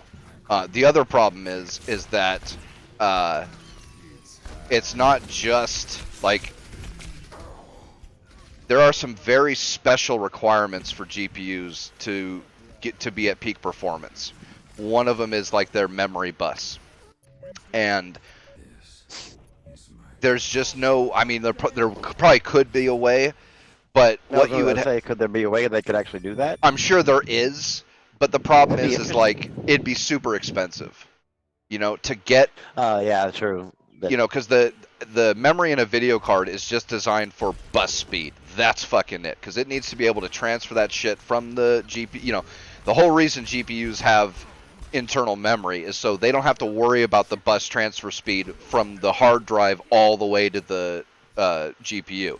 They transfer everything they need in the beginning, and then the transfer between the memory and the chip is super fast because it's a super short bus. It's a bus that is just completely designed for transfer speed. And yeah, you could do that with a motherboard and then have an APU that has access to the same speed of memory as a GPU, or a discrete GPU would, but the cost would just be so fucking high. Do you think we'll ever get to a point though to where these companies, I mean, considering the fact that they do that I mean, obviously I think consoles will be around for a while, but like, especially since they do it for consoles, but to where they can actually get something, make something and make it cost effective, eventually get it cost effective. Probably. To where everything is actually in one little chip, so that way, even if you're building a computer, all you need to do is just buy this one chip, and you're golden for everything, like memory, hard drive, everything in one chip. Yeah. I'm sure it will eventually. I mean, they already offer those. You can get Raspberry Pis. Oh yeah. Oh, I mean. Oh well, yeah. I didn't even think about Raspberry Pis. Yeah, there's the Raspberry Pis and all those for like the super low end stuff, and then you've got stuff like the Intel NUC. That was a pretty cool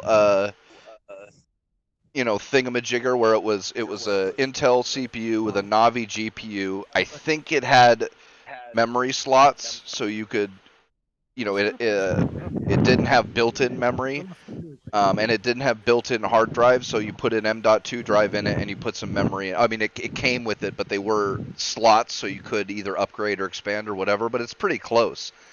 So yeah, those kind of things do exist. But I mean, if they could just get that cost effective to where, I mean, because that would make it to where almost everybody could be exactly on the exact same field, and they wouldn't have to just create so many different little options or whatever. They could just simply, sure, if it could ever be cost effective, obviously. And that's the thing. Well, the other thing too is a lot of problems are with specialization, because the reason why GPUs are separate is because GPU calculations are way different than what your CPU does normally. Right? CPUs have a few, anywhere from 4 to 8, or I think now 16 cores, large physical cores, and those cores are kind of general purpose. Whereas a GPU, it has like the CUDA core model and the both Vega and Navi, as far as I remember. They have groups of like say 16 teeny tiny cores, and then they've got a couple hundred, or I think because with Vega it's like they have 64 with Vega it's 56 and 64. groups of those cores, and each core is real tiny compared to like a giant core in a CPU. So part of it is specialization because you get better performance when you specialize the part. Yeah, yeah. I mean, obviously you would, because you'd be able to focus on one thing. Right. And that makes sense for Yeah. something like graphics, because graphics, you know, especially with a gamer or something or whatever, you know, you're going to have a whole lot of things that need graphic specific computations. You know, It would just be cool if they, I mean, if they, with all the technology, I mean, obviously it would have to be like the very first thing would be really high priced, but it would have to be bought by the masses in order to bring the cost down. But right. if they could ever do it, that would be nice because I mean, then whether, I mean, it just wouldn't. I mean, it really wouldn't matter what you gamed on. I mean, everything could be kind of on an equal footing, and make it a lot easier for even people to convert from one to the other. You know. Sure. Well, and game developers. Yeah, it'd just make it real super easy for game developers because they would be able to go, oh, we're just doing it for this. The two things that'll probably one obviously cost, like that's the big one, right? Yeah. People aren't going to be spending $3,000. You know, not a lot of people have $3,000 to dump on a PC. So. Well, no, I didn't even know they even had such a thing even out there already. But I mean, that's actually pretty cool that they. The other thing will be architecture, like the specialization thing. There might be a way to design a CPU chip, or you know, a chip that does well enough on both, like say, GPU type calculations and CPU type calculations that you don't need it to be specially designed for one or the other. But that's a technology limitation. Yeah, I guess that is one of the problems with, I didn't even think about it, with the APU in consoles is that it doesn't have dedicated stuff for the CPU and dedicated for the GPU. Well, they all kind of share. Well, they do, but I mean, they share. They take like say like a 16 gigabyte and then split it up. Right. You know, 8's going to be used for this, and the other o's going to like. So that's the problem is like it doesn't have its own 16 gigabyte over here and its own 16 gig. You know what I mean? It just It's something if they. I don't know. I mean, it seems like the technology is getting to the point to where it's going to make it to where it's like very easy to do that, but it just I don't think like you said, it's just the cost. If they can get that down, it'll be. I'm sure it'll happen eventually. That's the because it'd be a lot easier on almost everybody. It'd be a lot easier on consumers because they don't have to worry about buying all these different parts.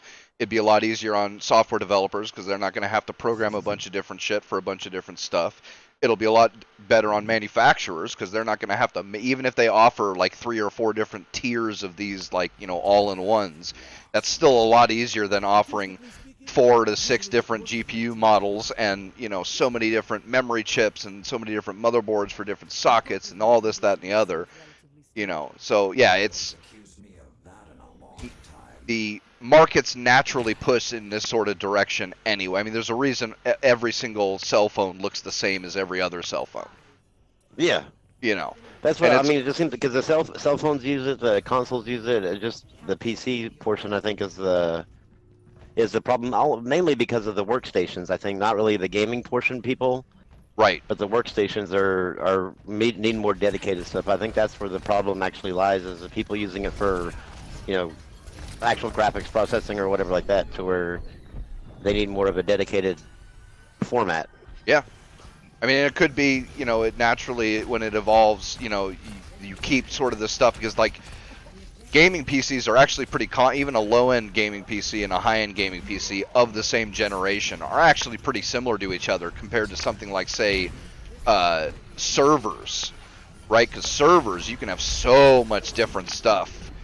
You know, there's so many different things you can either get a server for, or, you know, how many racks, how many CPU, you know, how many Xeons does a server board hold, how many GPU slots does it have, because there's plenty of server boards that don't have any GPU slots, you know, because they don't do any sort of graphics type processing, and then there's ones that have tons of them because you're running like servers for like workstation centers where everybody's doing, you know, like 3D modeling and shit like that. So, I mean, they might just split it up to where servers keep that kind of differences, and then, you know, all the general use PCs are all just these kind of nook things where, you know, there's 3 different kinds, and you either buy the low, medium, or high end. You know, I mean, it'd be pretty cool if it gets to that point to where because I mean, I know a lot of people on console. The reason why they don't switch is, I mean, they always say because of the cheating, but it's not really so much of the cheating. It's more of their lack of knowledge in regards to the PC Hardware. parts. Sure. To where they feel overwhelmed when they try to go look at, because when you go look at a PC and you just see, if you don't know what you're looking at, and you see all these lists of different things, I mean, you don't know what's good and what's not, and Right. like, so it's kind of overwhelming. Where And you can just go buy a PS4, you know. Sure. Oh yeah. So if they can get it to where it's like that, I'm gonna make it. I think it'd make it a lot easier, because especially with all these companies like adopting the PC, like putting their games on PC now, the console companies. The only Right. thing stopping it really right now is just if they could just simply have all the same like everybody have all the same hardware, to where you could just simply go out and buy a PC. Yeah. Make it real easy. Yep. Again, we'll have to see. You know, like the market, like I said, markets tend to go that way anyway. The PC market has kind of been interesting in that, because it never, you know, like calculators and phones and shit like that, they all did that kind of stuff a long ass time ago.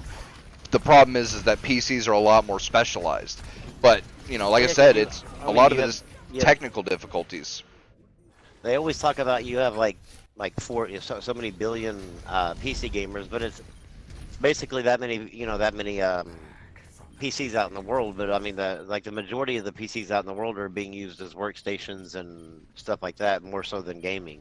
Yeah, or even I mean, really there's a ton of gamers. tablets. I mean, obviously, yeah, there's a ton of gamers out there, but just, I mean, the majority of them. So I mean, all these companies like Intel and all them, they're always gonna like cater probably to their the majority of the PC users, and so until they can get something that will work for the workstations and the gaming together, I think that's really what's holding the PC side back as far as like adopting that same type of mentality. And I mean, maybe AMD's a good coming thing. close. I mean, I mean, Jesus, man, they're fucking Threadrippers. What, 64 cores on the Threadripper?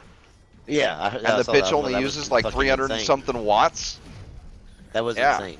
It's Hey, only buddy. a matter of time before they've got a desktop. I mean, that's Threadripper might be desktop, but it's really not like your average desktop.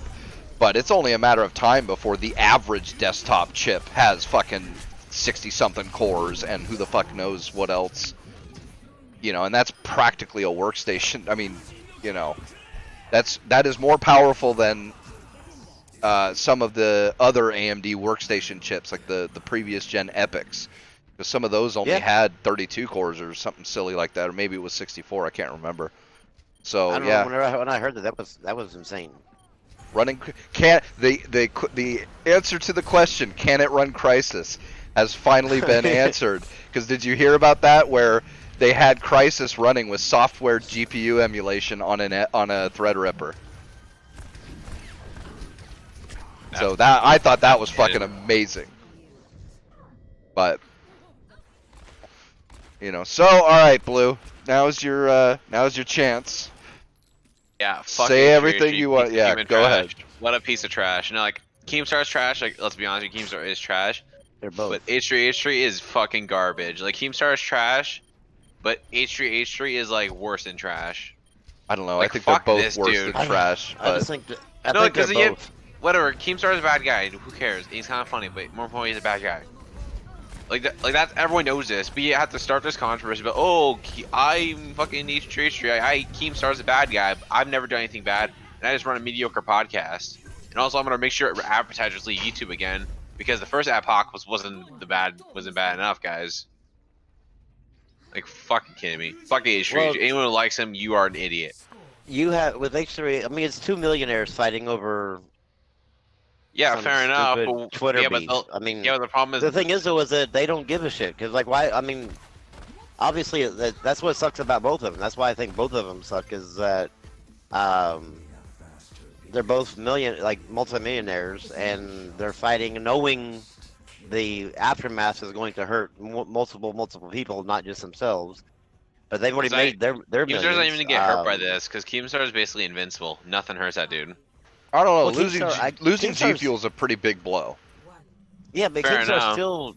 Keemstar's still a pretty wealthy dude, like And will independently still wealthy. and so still make money other like probably more makes more money do other shit than G Fuel. Like that's the thing. yeah, I think he has other things going on the side that nobody knows about. Because I mean, obviously he made his money up. I think what, a game or something like that a long time ago, or something. Yeah, it doesn't help that he also Weird. I think made a couple million off a game or something like that way back in the Yeah. day.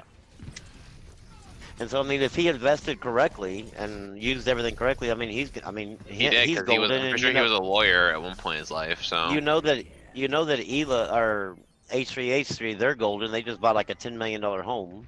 So I mean, Jesus.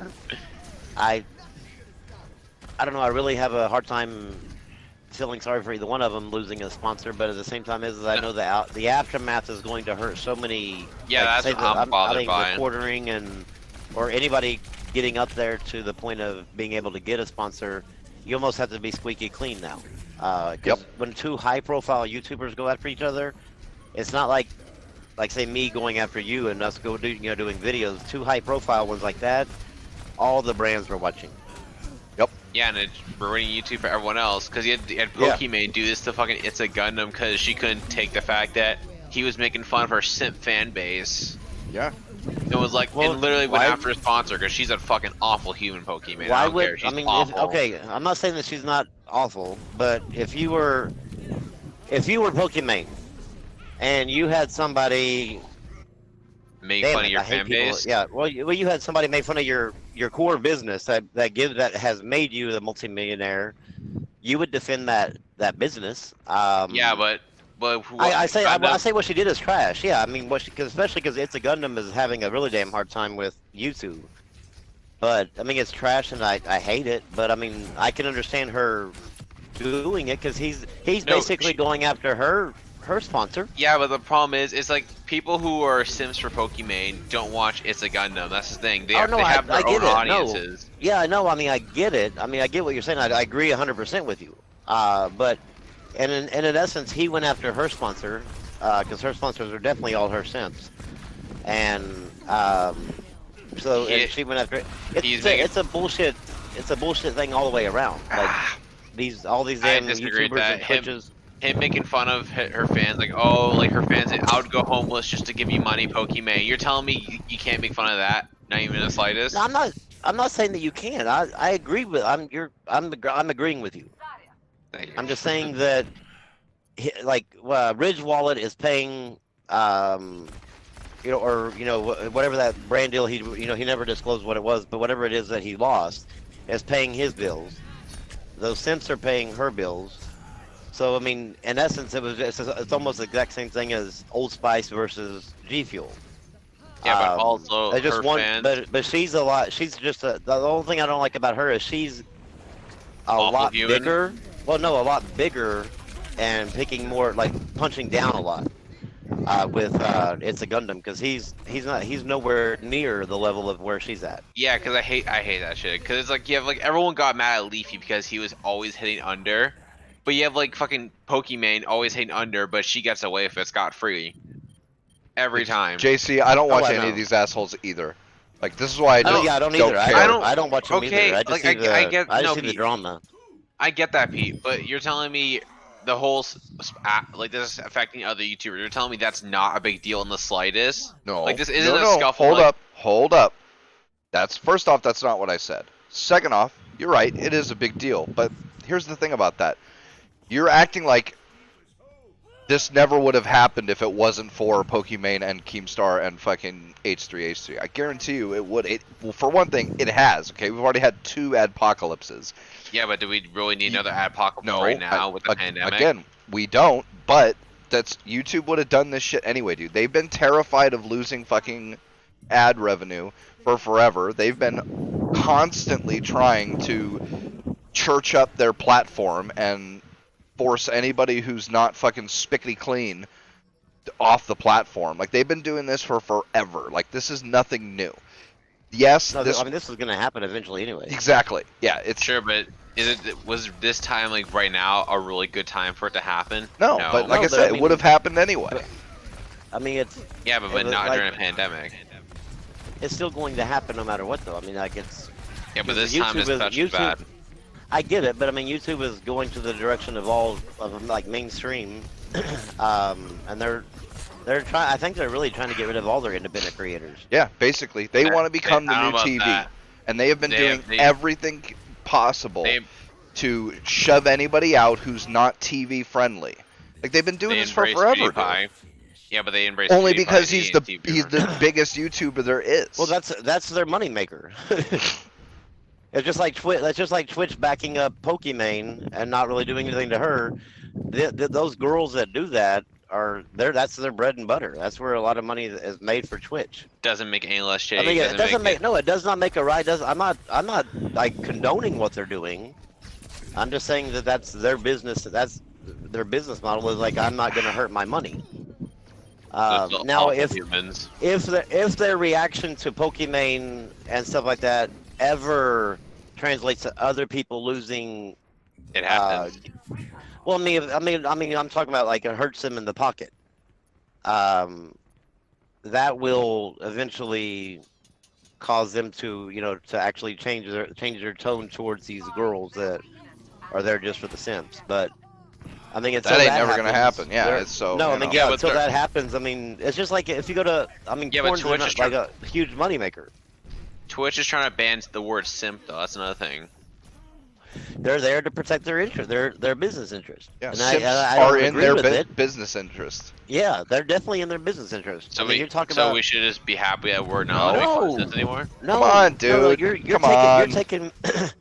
Wait, you're taking. We're what telling saying you what as far as- is, and you're trying, and then you're saying, "Oh, but that's okay." No, we don't think that's Well, like, okay, yeah, but that- that's how it is. like- Yeah, like you're saying that we agree with it. I don't agree with it at all. But at the same time, is if you were running a business, you would protect that business, your business interest. Yeah, but I would not condone Pokemon in the slightest. Okay, Or no, I'm not saying that you Keemstar. would. I'm just saying. Imagine this: you're running a burger joint, and you have like one customer that comes in there all the time, and buys like $1 million a month in burgers. But you have a few customers that are complaining that that customer's an asshole. Are you going to actually ban the person that's giving you $1 million a month from buying from you, or are you going to cater to the people that might buy 10, 15 bucks a month? Or are you going to focus on $1 million a month? Yeah, but they're separate markets entirely. I'm not going to be like, oh, okay, you can't become this customer anymore.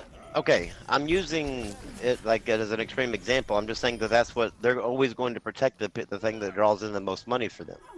So, like I said, until they start losing more people like Ninja and stuff like that that are bringing in a ton of money for them, they're going to always continue to cater to that. But I don't think anybody on that platform. It would take a lot of mass exodus to compete with the amount of money that they make off of all the girls with the Sims. Yeah, they'd have to lose as much money as Pokemon's simps are giving to her right now. Which I mean, that's just Yeah, how and not how to mention much all the fucking. other Sims out there for all the other girls. I mean, you're talking a lot of money that's being dumped into Twitch right now because of those people. Oh, what the hell? Now, I personally, I mean, I think that the ethical thing to do would be to treat everybody fairly. But I mean, they're very worried because I mean, Pokimane can take her stick and go to Pornhub, go to wherever she wants and do the exact same thing. I wish you would go to Pornhub, dude. In fact, even do more. Dude, I would pay for her there, to leave but- Twitch. I would pay for her to leave Twitch. I don't think you have the money. But the thing is, though, is that I mean, it's still they know she can go anywhere and still make money. So if they piss her off or piss off the girls like her, they can leave and still be fine, but Twitch won't be.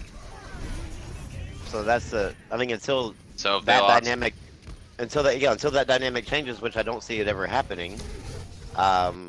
You're gonna always have this. Well, unfair it balance treatment. could definitely happen, but the thing is, It it'll could, take but I so don't see it. long. Yeah, the amount of time it would take for it to happen, it's just like by the time it happens, Twitch will probably be dead anyway.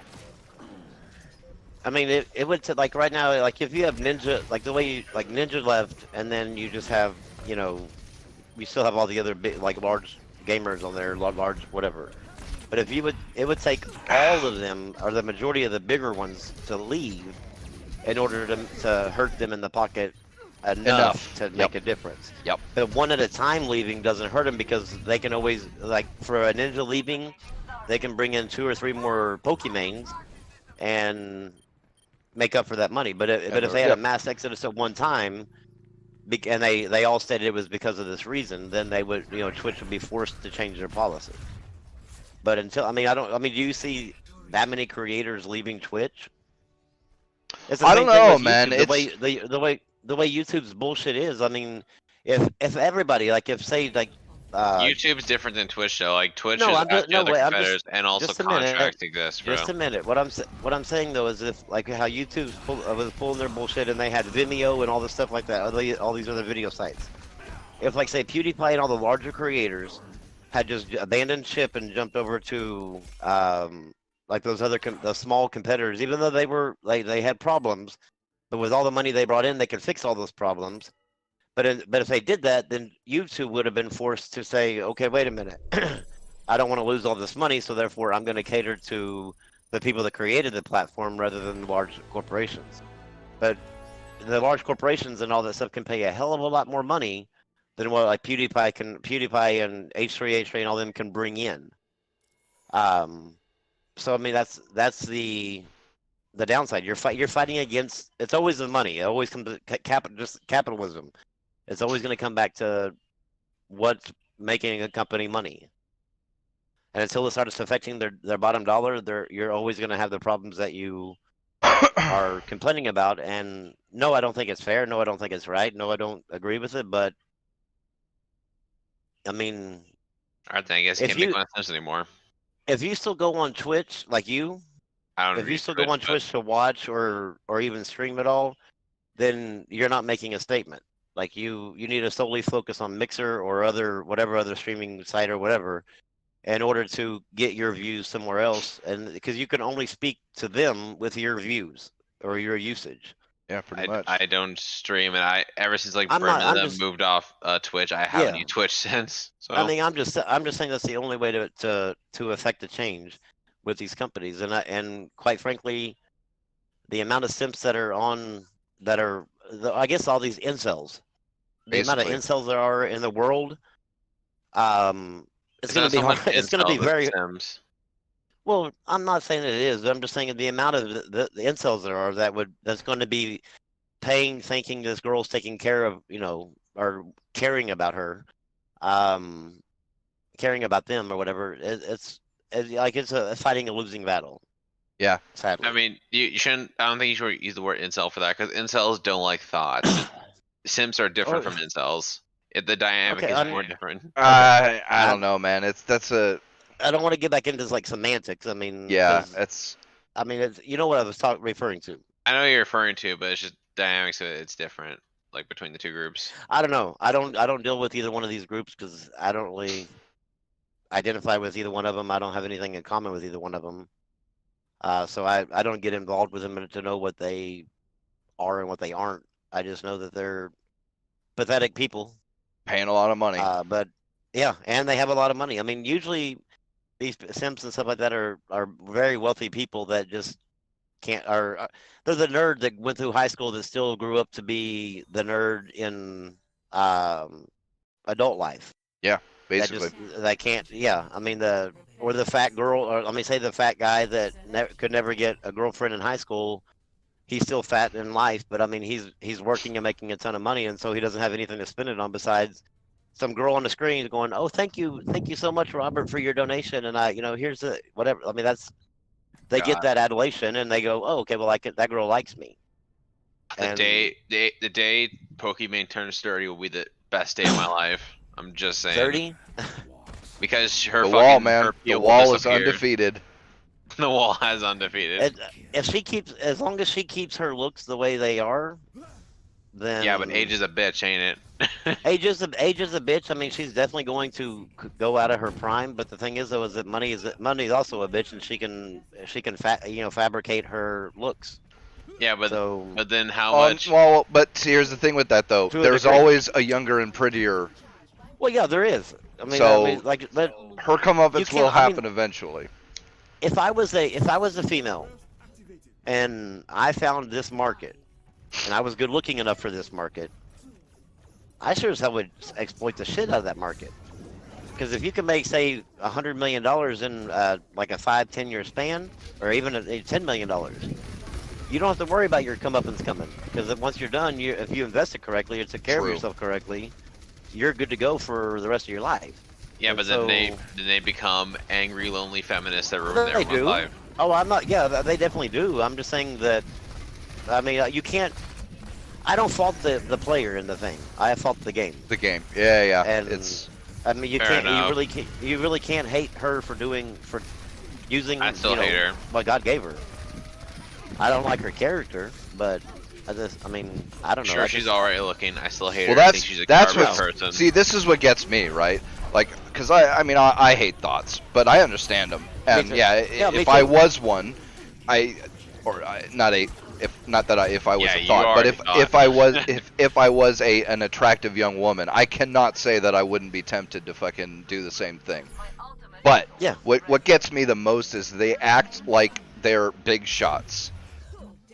Yeah, they act like they've done something in life. Exactly. And, yeah, like Pokimane I- talking about sponsors as if she's actually ever had to, make a piece of content that people Yeah. watch that didn't rely on her having boobs, or Yeah, so having basically, to. you had to make yourself more interesting beyond your looks. Right, or had to, find a sponsor to get you paid for your content because, you're not getting enough ad revenue or donations.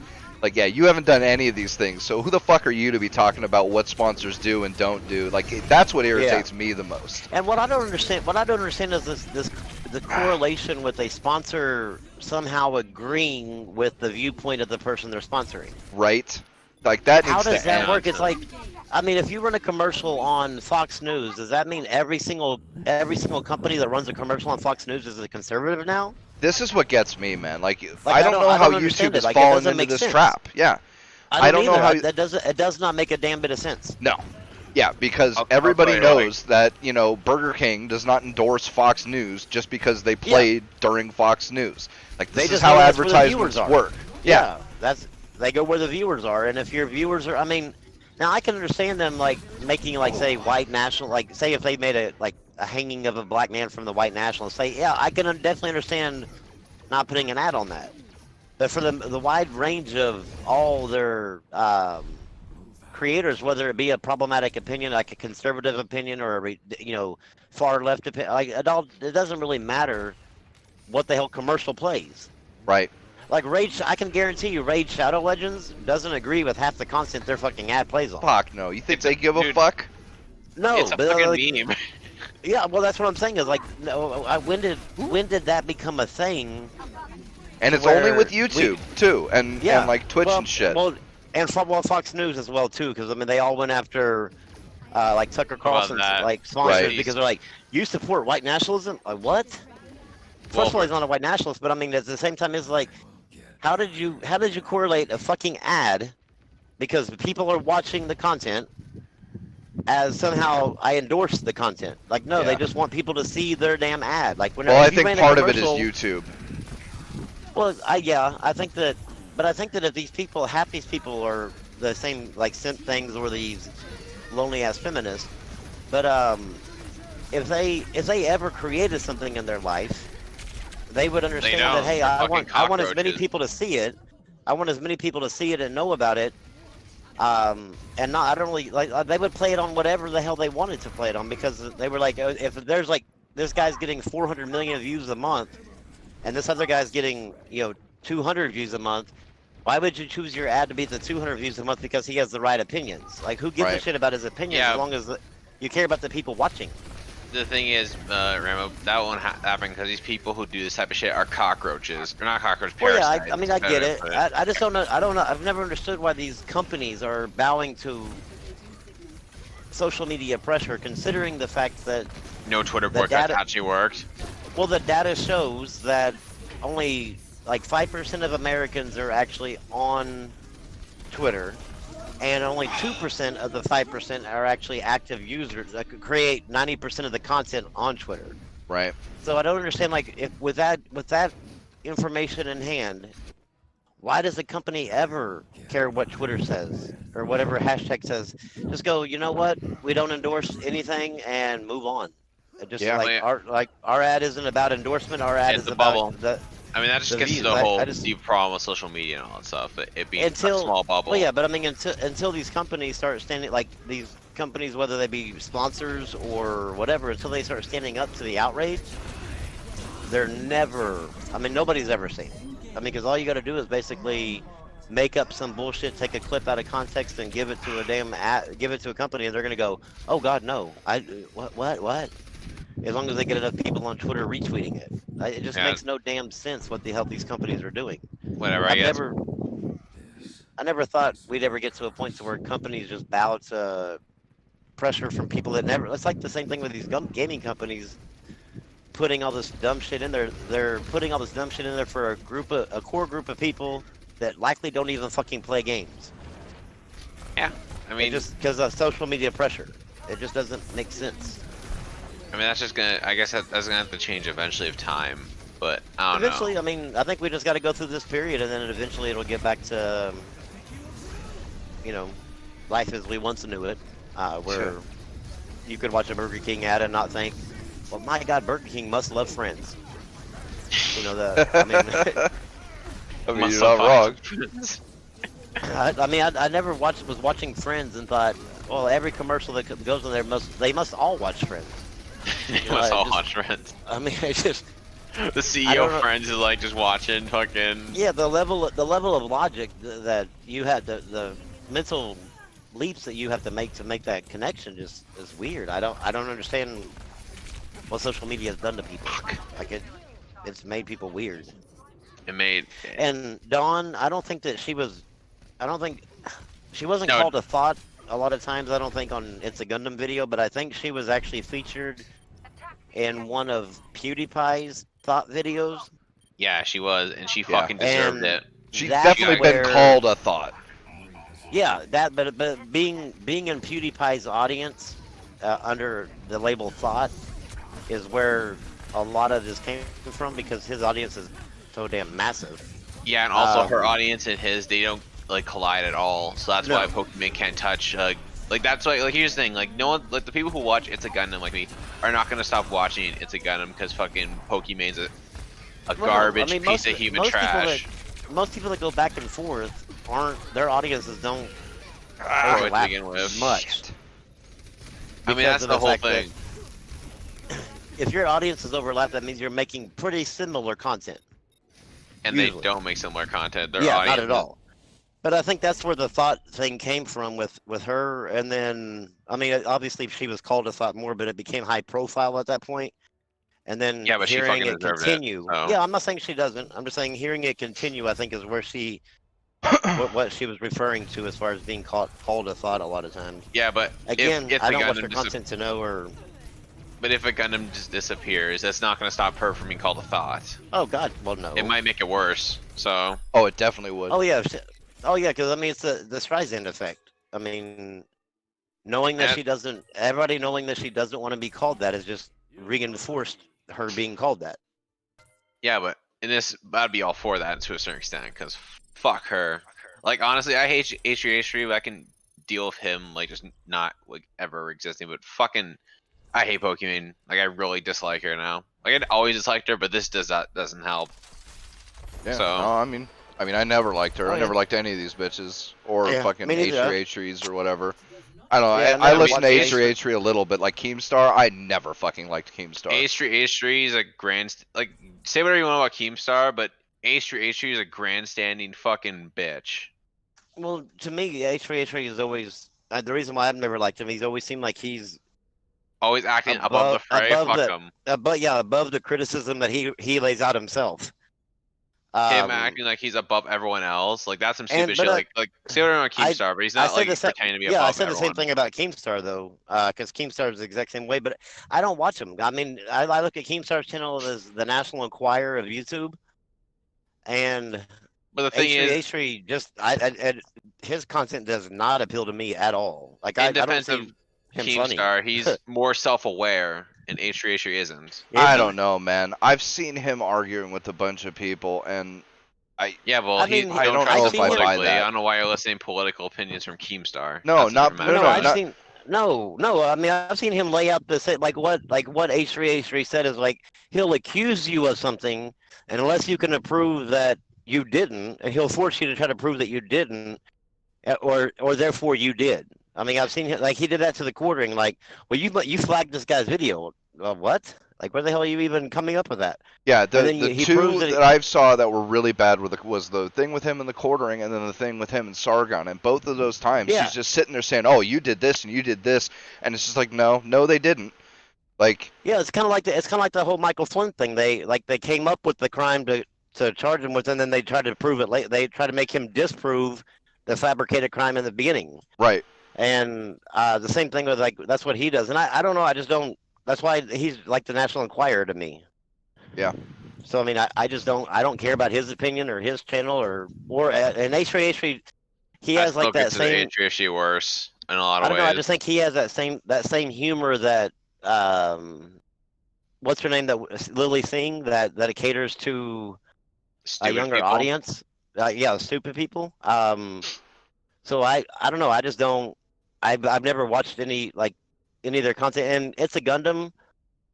I've watched him a couple of times, but his content is very the same, like He's very repetitive. He's a very pessimistic guy. But he's also repetitive. It's like you could only focus on Twitch slots so many damn times, and like I don't know. It's just like the people that watch him are basically the simps for him because. Sending him money though. Well, I mean, yeah, but I mean, what I'm saying though is he's repeating the exact same content over and over again, and people are still continuing to watch. And yeah, but that's different from Sims though. Well, I I'm mean, not using the term literal. Yeah, it's in the same ballpark though. Yeah, I mean, I wouldn't say he's that. not really. He's not producing anything new. He's not.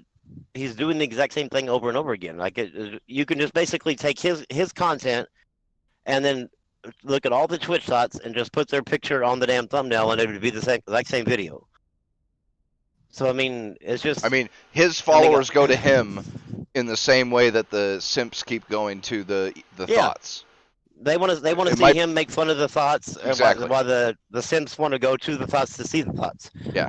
I mean, it's not exactly the same thing, but they're both doing it for the same different. reason. I mean, depends on what you mean by different. And also, he doesn't have followers because he was a guy. Like he's a guy. Therefore, his followers. Like how obviously people like okay. her. When did you become like literal? Like yeah, we're dude, not. Come on, like you know what we're doing here. Yeah, we're having a general conversation, but two different audiences are drastically different. That's the thing. We're not comparing it to apples to apples. We're just saying that there is a similarity to that one aspect of it. Obviously, there's it's more nuanced than that, but we're just comparing that one aspect, single solitary aspect. That would also apply to a lot of other audiences as well. It would. Oh yeah, it definitely would. Yeah, it definitely would. There's a lot of audiences that I used to watch their content, but then it just became stale and repetitive, and it seemed like they were focused on one thing. Whether it be they were focusing on going against the feminists or going against the SJWs or going against the left or going against the right. It's all they just keep focusing on the exact same thing, and you could just simply cut, copy and paste a different person in there every single time. Yeah, and it just got stale. But the people keep going back to that because it feeds their what is that bias that they're talking about? The I forgot what it's called. It's like their echo chamber. They just continue to go back to it because it feeds their own confirmation bias. Like they hate thoughts, so therefore, and he hates thoughts, so therefore it just continues. Basically, JC says comparing oranges to tangerines. yeah, basically. I mean, he's not wrong. No, but I mean, if we were comparing the whole of the two, but I would still say that one aspect is pretty similar to each other. You always are going to gravitate to the content that you agree with. Yeah, but that's just people marketing in general. Yeah, sure. No, I agree. Well, and this is why I agree. This is why there are channels that literally only do one thing, Because there are Yeah. people that all they want to do is they want to watch, Cinema Sins or whatever the fuck, right? That's all they want to watch. They want to watch this guy go through his, like, not quite a review, but, whatever, his dissection of a movie or, whatever it is. And so, yeah, if you get a core audience that really likes what you're doing and doesn't get bored of it, then you can just keep doing that. But, Yeah, that's how you can have like the Last of Us channel, a channel that just Sure. focuses on one damn game. Even though it's an old ass game, it can still thrive. Just because if you can find a niche that, even if you say stagnant, say at 80,000 views, right? You can still survive like as a small income. I mean, obviously he's not creating a small income off of YouTube, but you can still create a small income off of YouTube to supplement something if you can find that niche. And Right. I mean, I'm not faulting him for it. I mean, it's just like sometimes I don't even watch like the quarterings videos because it's like, dear God, you're talking about this again. But at the same time, I don't fault him for talking about it again because clearly it's a business decision he's made. I just choose as a viewer what I watch and what I don't watch based on what interests me. That, I guess all this is fine, I guess, but I still, as long as we're not trying to say like all these like they're equal or all that stuff. Oh no, God no, that. no. Well, no. I mean, one's actually creating content. One's just going, "Hey guys, I'm pretty." Here's my tits. Yeah, I mean, you don't even see It's a Gundam in his videos. Yeah, there's no equal comparison. No. I mean, obviously, No, like, yeah. I get what you're saying. Like, I'm not saying like you guys Yeah. make equal comparison, but No, People tend to take- you definitely can't do that. people tend to take that argument you make and try to make an equal comparison between the two.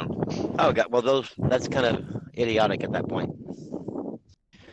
Because I mean, it'd be like comparing PewDiePie's content to like like the Game Talk podcast. It would just be not even remotely the close. same. Yeah, I guess. Oh, guys, yeah, we're totally everyone has PewDiePie. We just haven't gotten his audience yet. Yeah, they just haven't found us. They just Yep. haven't. That's all.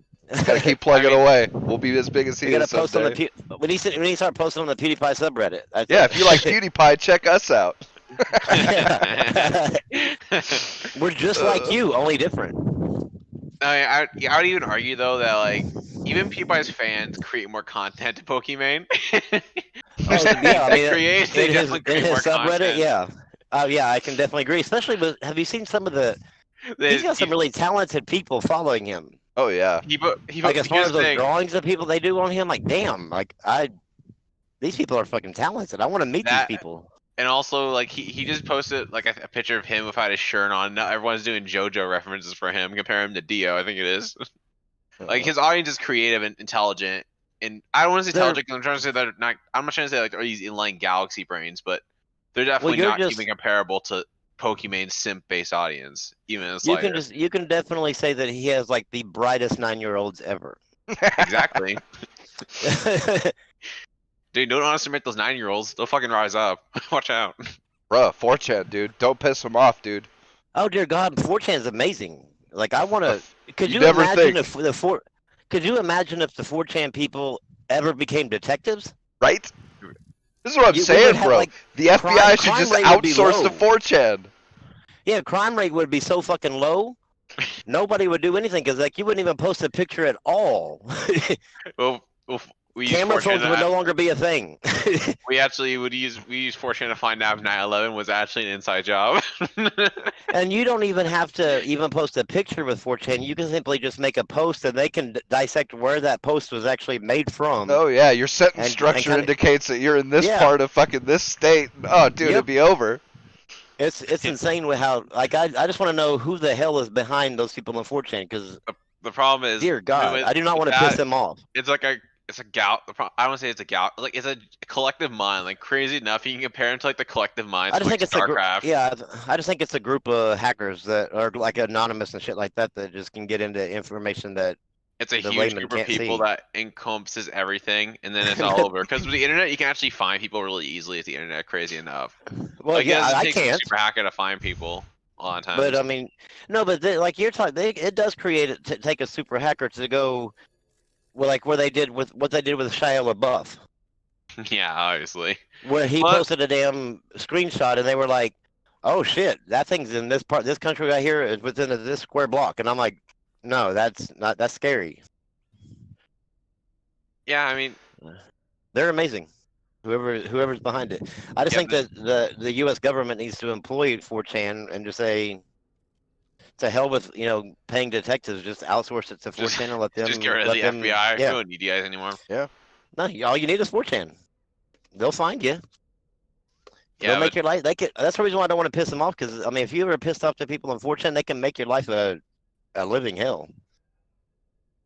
Not wrong. I mean, with all this, is like just there's definitely no equal basis. And Sims are garbage. Pokemon's garbage. Keemstar's garbage. They're all garbage. There you go. Yeah. That's Well, the big roundabout. They're all garbage. if you look at it, if you look at the majority of the larger YouTubers and the majority of the larger Twitch streamers, money has changed these people. And To a certain Yeah, extent. a lot of them. Yeah. Crazy enough, getting- PewDiePie has stayed the same. Not Yeah, Yeah, he's like one of the PewDiePie- only ones. PewDiePie is the one that actually seems to have stayed. I mean, obviously we're not behind closed doors with him, but as far as like even on camera, he seems the most down to earth. Yeah. He's grounded in reality. He's not. Oh my god. That's just fucking. Fuck. I just hate Pokemon, honestly. And H3H3, they both suck. And this is why I don't pay attention to any of this fucking drama, because it's I have enough going on in my life that I can't really worry about H3H3's drama or any. Like I don't have no use in. Yep. Watching all that. Yep. But well, And all right. if I ever created content like that type of thing where I was looking for money, it would be like with my family, like a family friendly channel, so I wouldn't have to really worry so much about the apocalypse thing coming. Yeah, I mean, there will be an apocalypse because of this, and it'll To be me, all H3H3. Gaming content can make you money if you became big, but now it's already kind of too. I think it's a little bit too late to make a ton of money on gaming unless you're using sponsors and what's it called, Patreon and shit like that. Right.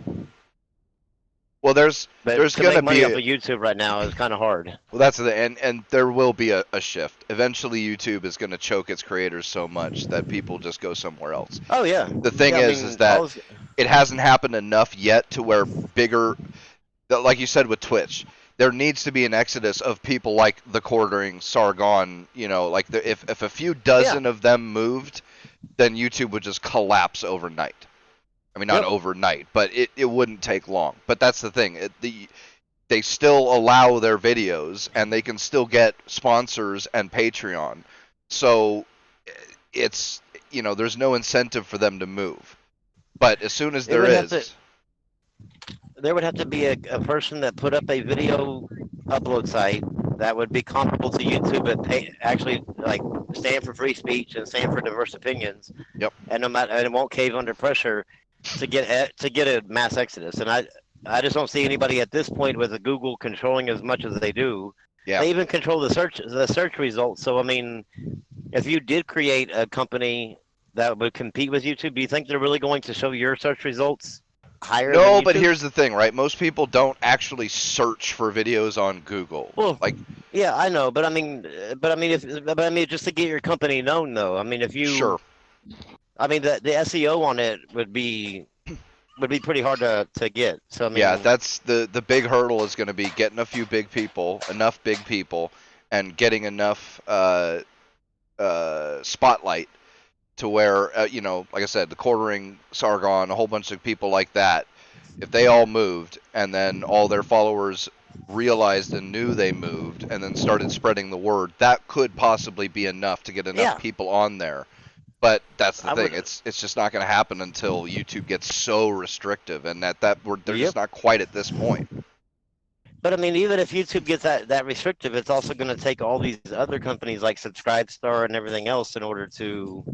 I mean, I guess the one thing YouTube could do is basically say no videos from Sargon could be uploaded. No videos from the court. I mean, it would have to take that, because as long as sponsors are there and are capable, and Subscribestar and all that stuff is still out there. Right, you can still and they're get still paid. even allowing. Yeah, and YouTube's allowing an upload. You'll never have. They'll never have a financial incentive to move. Right. Yeah, I mean, fair enough. It's just it doesn't make it any less shitty. All this. No, it doesn't. No, And it definitely does. No, that's it the definitely unfortunate doesn't. part. If Yeah. YouTube would have just stuck whenever that whole PewDiePie thing came and all these activists came after him, if YouTube would have just stuck with their actual business their model, ground.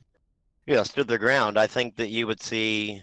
I mean, that's all It'd it be- would I mean, take. it would be in a one big different- corporation staying their ground. It would take a very large corporation, like Ridge Wallet's not the one. It's gonna have to take somebody like Procter and Gamble or something like that, something. That's why that earlier I controls was a saying huge stake. part of this was YouTube, because once YouTube caved, now all these companies knew that they could make demands and get them to cave again. Yep. If YouTube had just said from the very beginning, no, look, here's how it goes, guys. We run ads on programs.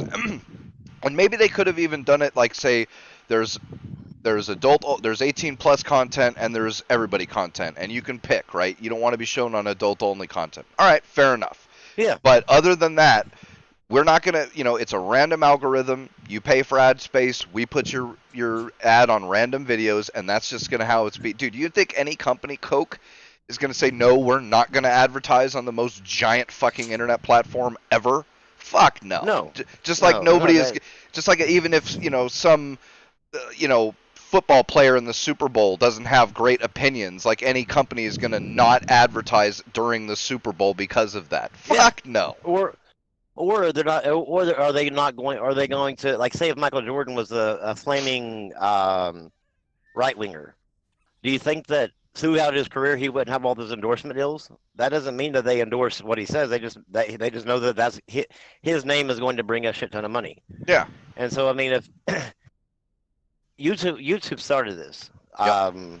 and now I think Fair it's kind of a hole that I don't know if it's a hole that you can climb out of. No, I don't think it is. Because what are it's they too going to late say now? Yeah. They've already caved Yeah. too many times. But I mean, the reason why YouTube caved is because as soon as like all these activists got into journalism, they also they got into the higher ups within Google, and Yep. so therefore, I mean, and media altogether, and so I mean, you have a bunch of people with like opinions, being outraged. So Yep. I mean, it's unfortunate, but I mean, It's it is really what the world unfortunate. we live in now. Yep. It'll work itself out, but I mean, I think it'll eventually there will eventually be another platform for videos, and I think it'll just take time, and the market will eventually speak and work its way around to a different competitor. But No, especially because YouTube is getting more restrictive all the time. I mean, there's Yeah. already, like JC mentioned it. The quartering, like he kind of sort of self-say, like he does. There's a lot of words that he just won't say because he just Yeah. doesn't want the hassle of being demonetized, and that's only going to get worse. And yep, you start eventually, even that will get to a point where somebody like Sargon or quartering or whoever is just going to say, "Look, I'm not going to deal with this fucking shit anymore. I want to Yep. be able to say, die or whatever it is, right?" But it's gonna take another platform to come along for them to be able to jump ship too, because Yeah. until that happens, they're gonna self-censor. Although we might be seeing it though, because like Joe Rogan leaving, man, that's a big deal. Yeah. Oh God, that was a huge Yeah. blow to. And as much as I don't agree with him going exclusive on Spotify, I mean, I'm sure the check must have just been enormous. That check, I think I my would- brain would probably break seeing how big that check is. I wouldn't Okay, have. the too I many wouldn't have said no to rounds. that check. Yeah, but even with that, just him leaving, I mean, good God, man. Like the amount of view time that they're losing by losing him doing his full shows there. Because, Jesus, every because one he of his was- shows gets at least 15 to 20 million And views, and no, the the big best part ones is- get like But not to- 100. Well, not And to the best mention part almost is, every single his almost clips- every single video that you watch. Yeah. The next video is one of his clips. Yeah. One of the genius parts about the whole Spotify deal, which actually makes Spotify low key kind of genius a little bit, that Joe Rogan can still have Joe Rogan clips on his YouTube. Right. But that's the thing. Uh-oh. So that is just free marketing. People are like, oh, I want to see the clip for this particular context. Well, and it's and they perfect for wanna- him because now they and- can see the clips, and if they like what's in the clips, well, they're gonna have to go to Spotify for the full show. Yeah, I mean So, this is genius marketing. Spotify is actually really intelligent when it comes to this type of stuff. Yeah, Where I mean can they make that a was video platform? good. I mean, like I said, the check must have been enormous, and it's probably going to be Spotify's budget for the next 3 years to do that. But it'll probably be worth it because even if he loses half his base, you know, if the next several uploads that are Spotify only get about half the views that they would have normally gotten on YouTube, that's still a ginormous amount of view time that you can put a shitload of ads on and sell. The problem like, is oh my so god, many people listen to Joe Rogan, and also there's gonna be time where he's telling people I'm moving to Spotify on this day, so people have time. So it's not like an instant transition. right? So That's the whole genius part about this whole thing, where potentially he might not even lose any viewers, because even how big his YouTube is, most of his views and downloads come from like the phone. People listen on their phone. Well, yeah, the podcast, whatever, like iTunes Podcast and platforms and all that yeah, stuff. but he's losing those too. So that's the thing. Yeah, but here's the thing: it's easy for those people to go to Spotify. 'Cause Sure. I'm pretty sure most of those people would have Spotify anyways. The way I look at it is I think the check was large enough that it didn't matter. It made up for it's going to make up for the amount of people he's going to lose. Yeah. I mean, because if somebody offered, like, if you had the opportunity, not guaranteed, but the opportunity to make 10 million over the course of the next 5 years, or you had the opportunity to make 10 million now, right. or the guarantee to make 10 million now, you're definitely going to take the 10 million now. It'd be worth the loss, because you're still going to make millions, but you might not make as much as far as just the views and stuff. But I wonder if they bought the IP.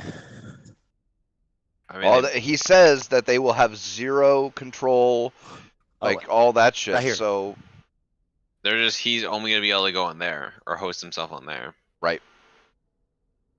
which Oh. actually I think Well, is a compromise. So I don't know. We'll just leave it there. I'll put it up whenever she gets out here. But all right, we've been going for almost 3 hours. and we But, had a rail on e-thoughts there for a little bit. Yeah, hey, it's gotta do what you gotta do, right? But Yeah, yeah, thanks everybody for watching. Probably do a night owl tonight or tomorrow, not sure. Otherwise, we'll see y'all next week. Peace out. Peace, man. Gamer Girl Bath.